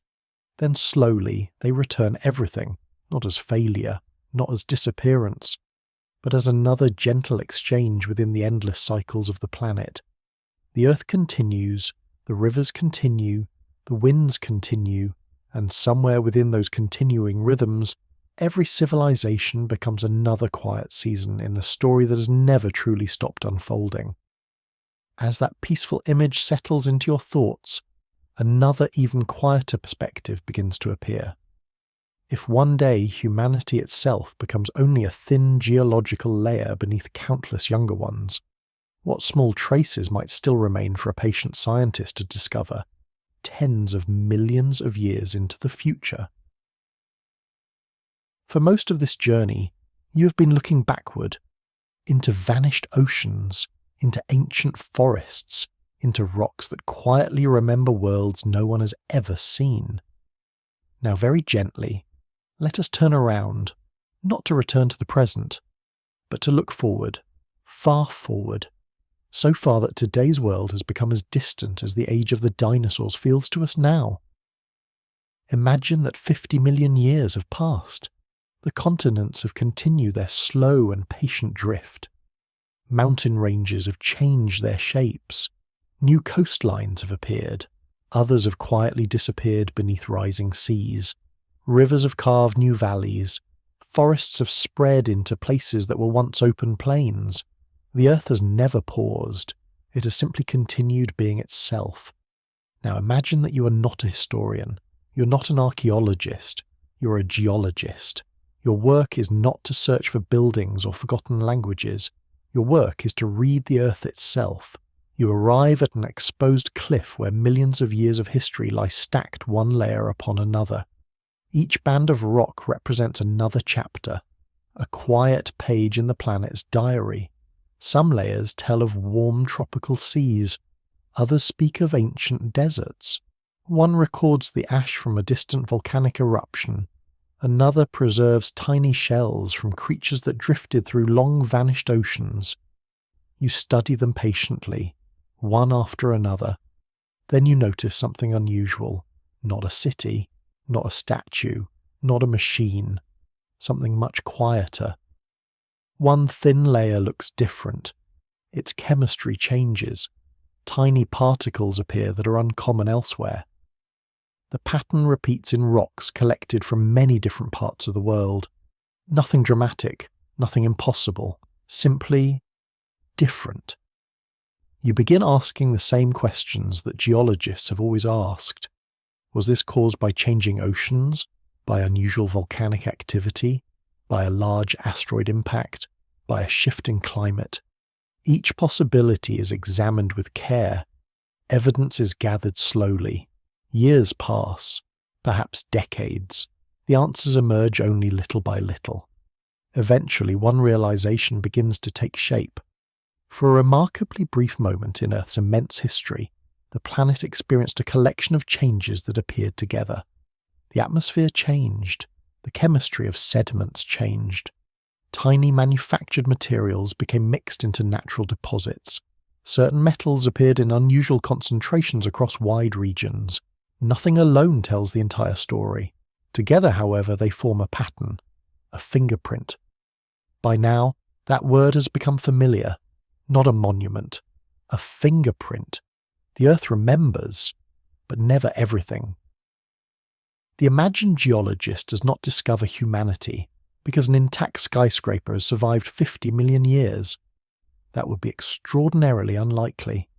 Instead, they discover the quiet consequences of civilization. Imagine walking through a garden long after someone has finished tending it. The gardener is gone. The tools have disappeared. The footprints have faded beneath rain. Yet flowers continue blooming in carefully arranged rows. Fruit trees stand where wild trees might never have grown. Stone pathways, though softened with moss, still guide your steps. You do not meet the gardener. You meet the gentle evidence that the gardener was once there. Geology works in much the same way. It studies consequences rather than moments, patterns rather than events, long-lasting changes rather than brief actions. Perhaps the future geologist never learns our name. Perhaps they never discover the languages we spoke. They never hear music, never read books, never see paintings hanging in quiet galleries. Those delicate expressions of humanity are unlikely to survive the immense patience of geological time. Yet something deeper may remain. The way we changed the Earth itself. There is something both humbling and comforting about this thought. When we think about legacy, we often imagine famous buildings, great discoveries, stories remembered through generations. Deep time gently changes that perspective. It reminds us that civilizations are measured differently by the Earth, not by how loudly they spoke, but by how gently they altered the world around them. Even then, the Earth does not preserve every alteration equally. Many traces will disappear forever. Forests will grow where cities once stood. Oceans will quietly cover familiar coastlines. Mountain ranges will rise over places where people once lived ordinary lives. Entire regions may return to the Earth's interior through the slow movement of tectonic plates. Again, the familiar truth returns. Earth remembers, but never everything. This selective memory is not a flaw. It is simply the nature of a living planet. Imagine reading an old family photo album. Many pages are missing. Some photographs have faded. Others remain surprisingly clear. You cannot reconstruct every day that family ever experienced. Yet the photographs that remain still tell a meaningful story. The geological record is much the same. It is incomplete, quietly incomplete, and yet remarkably beautiful because of it. Future scientists, if they ever exist, will probably experience the same mixture of certainty and uncertainty that today's geologists know so well. They will gather tiny observations, compare distant locations, question every conclusion, test every explanation, patiently allowing the evidence to speak before deciding what story it tells. Perhaps that is one of the greatest gifts science offers. Not certainty, patience, the willingness to let understanding grow slowly, just as forests grow, just as mountains rise, just as rivers carve valleys one gentle season after another. Seen from this distance, humanity becomes something unexpectedly peaceful. Not the master of the earth, not separate from nature, simply another expression of a planet that, after billions of years of quiet change, briefly gave rise to a species capable of asking where it came from. A species capable of studying rocks in order to understand both the world and itself. Perhaps that is the most remarkable fossil humanity will ever leave behind. Not plastic, not metal, not altered chemistry, but curiosity. A way of looking at the world that patiently follows evidence wherever it leads, even when the answers remain incomplete. And perhaps, millions of years from now, another curious mind, whether human or something entirely different, may quietly continue that same tradition. Not by finding us exactly as we were, but by noticing the gentle fingerprints we left woven into the Earth's long memory. As that quiet image settles beside everything we have explored together, one final question begins to rise as softly as the morning light. After all this time, after all these changing landscapes, after all these layers of stone, what in the end does the Earth truly choose to remember? For a long while now, you have been travelling through immense stretches of time. You have wandered across ancient oceans. You have followed mountains as they slowly rose toward the sky before patiently wearing away again. You have listened to rivers carrying tiny grains of stone toward distant seas. You have watched forests appear, disappear, and quietly return. Again and again, one gentle idea has accompanied every step. The Earth remembers, but never everything. Now, as our journey begins its quiet approach toward its end, there is no need to discover another scientific mystery. There is no need to uncover another hidden process beneath the rocks. Instead, perhaps this is simply a moment to sit beside everything we have already seen, to notice how all of those small ideas have slowly gathered into one peaceful picture. Imagine once more that layered cliff from the previous chapter. Millions of years resting one above another, some layers thick, some almost impossibly thin, each representing countless seasons, countless storms, countless quiet mornings. From a distance the cliff looks solid, unchanging, yet every layer tells of a different world, a different atmosphere, a different shoreline, a different collection of living things. No single layer tells the whole story. Only together do they become the memory of a planet. Perhaps memory has always worked that way, even in our own lives. Imagine opening an old wooden box filled with photographs. You do not find every ordinary afternoon you ever experienced. You do not find every conversation, every walk, every sunrise. Instead, only a few moments remain. A smile, a family gathering, a quiet holiday, a familiar face. The missing moments were not unimportant. They simply drifted away with time. The Earth's memory feels remarkably similar. It does not preserve every wave that reached the shore, every leaf that fell beneath a tree, every footprint crossing a field. Most disappear almost immediately, yet here and there, a few traces remain, enough to tell a story. Not the entire story, only enough. There is something strangely comforting about that. For much of human history, people have dreamed of permanence, buildings designed to last forever, monuments carved into mountains, names written into stone. Yet geology gently reminds us that permanence is not how the Earth measures importance. Some of the most significant events in Earth's history are preserved only as thin layers that you might overlook without careful attention. A narrow band of unusual minerals, a subtle chemical change, a delicate pattern hidden within ancient shells, quiet evidence, not loud evidence. Perhaps memory itself prefers gentleness. Imagine standing beside a peaceful lake early in the morning. You toss a small pebble into the still water. The ripples spread outward. Larger and larger circles quietly move across the surface. Eventually they disappear. The lake becomes calm once more. Did the pebble matter? Of course it did. For a little while it changed everything around it. Then the movement became part of the stillness again. Civilizations may resemble those ripples. They spread outward. They influence the world around them. They create music, science, stories, friendships, questions, ways of understanding the universe. Eventually the visible ripples fade, yet something of the movement remains woven into everything that followed. Perhaps that is another kind of memory, one that cannot always be measured inside rocks, one carried quietly through life itself. The Silurian Hypothesis invited us to ask whether another technological civilization could have existed long before humanity. By now, that question may feel different than it did at the beginning. Not smaller, not less interesting, simply quieter. Whether another civilization ever existed is still unknown. The rocks have not given us an answer. Perhaps they never will, and that is perfectly acceptable, because along the way the question itself changed. It slowly became another question entirely. How does a living planet remember anything at all? That question reaches far beyond one scientific thought experiment.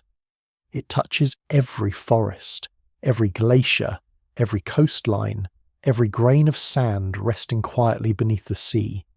The Earth remembers through patterns, through gentle repetition, through patient accumulation, never through complete preservation. That thought also changes how we see ourselves. It becomes difficult to imagine humanity standing outside nature. We breathe the same atmosphere that ancient forests helped shape.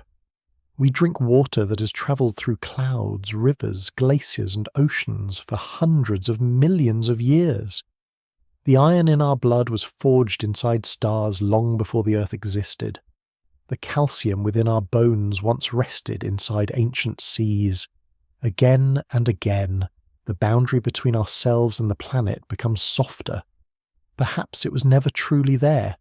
Perhaps we have always belonged to the same quiet story. There is a certain peace in realizing that. The Earth is not merely the place where civilization happened. It is the reason civilization could happen at all. Every idea, every invention, every question, every moment of curiosity, all emerged from the same planet that slowly formed mountains, oceans, clouds, and forests. Even our desire to understand deep time is itself another gift from deep time. Perhaps that is why geology often inspires humility rather than certainty. The deeper we look into the past, the more clearly we recognize how much remains unknown. Not because science has failed, but because the Earth is endlessly rich with stories. Some remain easy to read, others have become faint, many have quietly disappeared. And still, enough remains for wonder, enough remains for curiosity, enough remains to invite another generation of patient observers to continue reading. There is no sadness in that incompleteness, only quiet acceptance. A book does not lose its beauty because one page is missing. A forest does not become less peaceful because not every leaf survives the winter. The night sky does not become less magnificent because we cannot name every star. The Earth does not become less extraordinary because it remembers only fragments. Sometimes fragments are enough. Sometimes a whisper carries farther than a shout. As this long journey begins to settle into stillness, one final image remains. The Earth continues turning. The oceans continue breathing against their shores. The continents continue drifting, almost too slowly to notice. Deep beneath your feet, new layers are already beginning to form, quietly, patiently, without hurry. The planet is still writing its story, just as it always has, just as it always will. And somewhere within those countless future pages, our own brief chapter will rest beside all the others, remembered, but never completely. Now, almost without noticing, you have arrived at the quiet edge of this long journey. Not an ending, more like the final pages of a peaceful walk. The kind of walk where you no longer feel the need to ask many questions. Instead, you simply notice the landscape around you. When we first began, everything seemed to revolve around one intriguing possibility. Could humanity truly be the first technological civilization to appear upon this ancient planet? It is a fascinating question, one that quietly invites the imagination to wander across immense stretches of time. Yet somewhere along the way, almost without realizing it, the question gently changed. The rocks encouraged it to change. The oceans encouraged it. The atmosphere, the forests, the mountains, even the smallest grains of ancient sediment quietly guided us toward a different way of seeing. Instead of asking only who may have come before us, we slowly began asking how a living planet remembers anything at all. And perhaps that has been the greater discovery. Imagine once more the Earth as it appears from far beyond the moon, a small blue sphere suspended within a vast sea of darkness.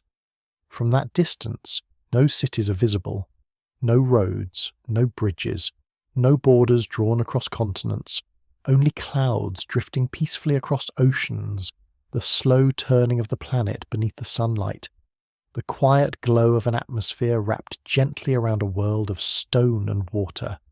Seen from so far away, civilization almost disappears. The Earth remains. Perhaps that has always been true. Every civilization begins by borrowing from the planet. Stone becomes shelter, wood becomes homes, sand becomes glass, metal becomes tools, water becomes life. Nothing appears from nowhere. Everything begins as part of the Earth itself.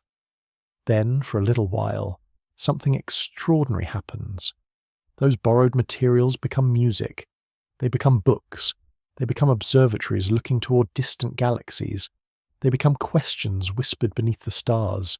They become kindness shared between strangers. They become children wondering why the moon changes shape. They become scientists patiently studying rocks that are older than imagination itself. For one brief season, the Earth becomes aware enough to wonder about its own history. Perhaps that is one of the quiet miracles hidden within this story. Not that humanity transformed the planet. Life has always transformed the planet. Ancient forests transformed the atmosphere. Tiny marine organisms slowly built immense layers of limestone beneath forgotten seas. Microscopic life quietly changed the chemistry of the oceans long before animals ever walked across dry land.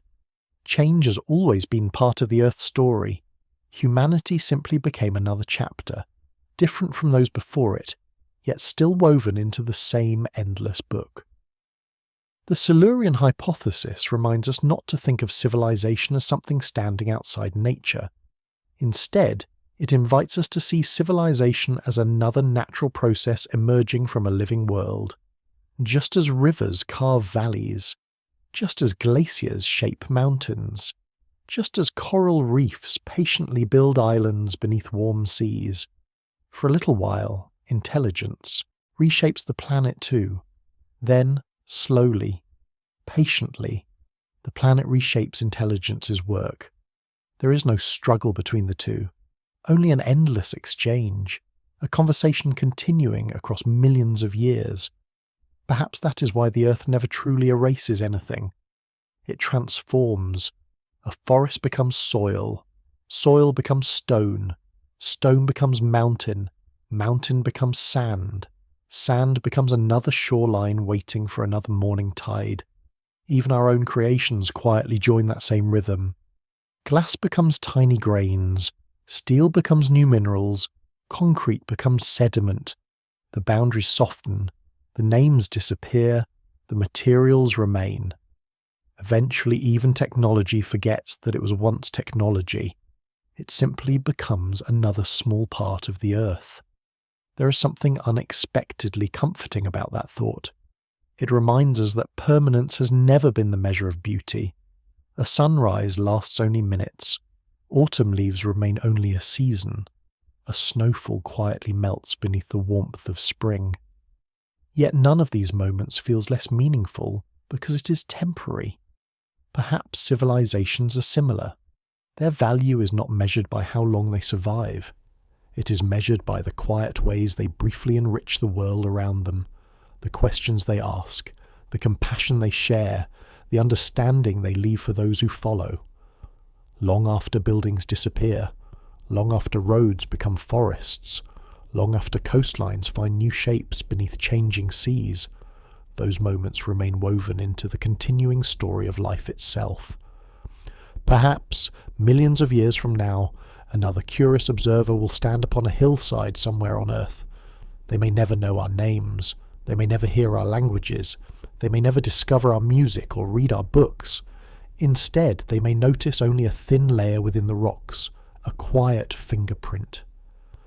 A gentle hint that, for a little while, a curious civilization once lived here, a civilization that looked upward toward the stars, that wondered about ancient oceans, that searched for answers inside mountains, rivers, ice and stone. Perhaps they will smile in quiet curiosity, just as today's geologists smile when they uncover another small piece of Earth's long memory. not because every mystery has been solved, but because another page has been gently understood, and perhaps they too will realize what this journey has quietly been trying to say all along. The greatest lesson was never whether another civilization came before us. The greatest lesson is that the Earth has always been larger than any single civilization, larger than any single species, larger than any single chapter in its extraordinary history. It patiently welcomes each new beginning. It patiently receives each quiet ending. And then without hurry it continues turning beneath the stars. Mountains will continue rising. Rivers will continue finding their way toward the sea. Forests will continue breathing beneath the changing sky. The continents will continue their patient drift across the face of the planet. The Earth will continue remembering, never perfectly, never completely, but always enough for another curious mind to wonder. And perhaps that is the most peaceful thought of all. You were never separate from this ancient world. You have always been one small part of its endless story, a story still being written beneath your feet, a story that began billions of years before your first breath, a story that will continue long after every question has settled into quiet stone. So now, as the planet turns gently beneath the night sky, there is nothing left to solve, nothing left to prove, only the quiet comfort of knowing that while every civilization is temporary, the Earth will go on carrying its beautiful unfinished story forward, one patient layer at a time,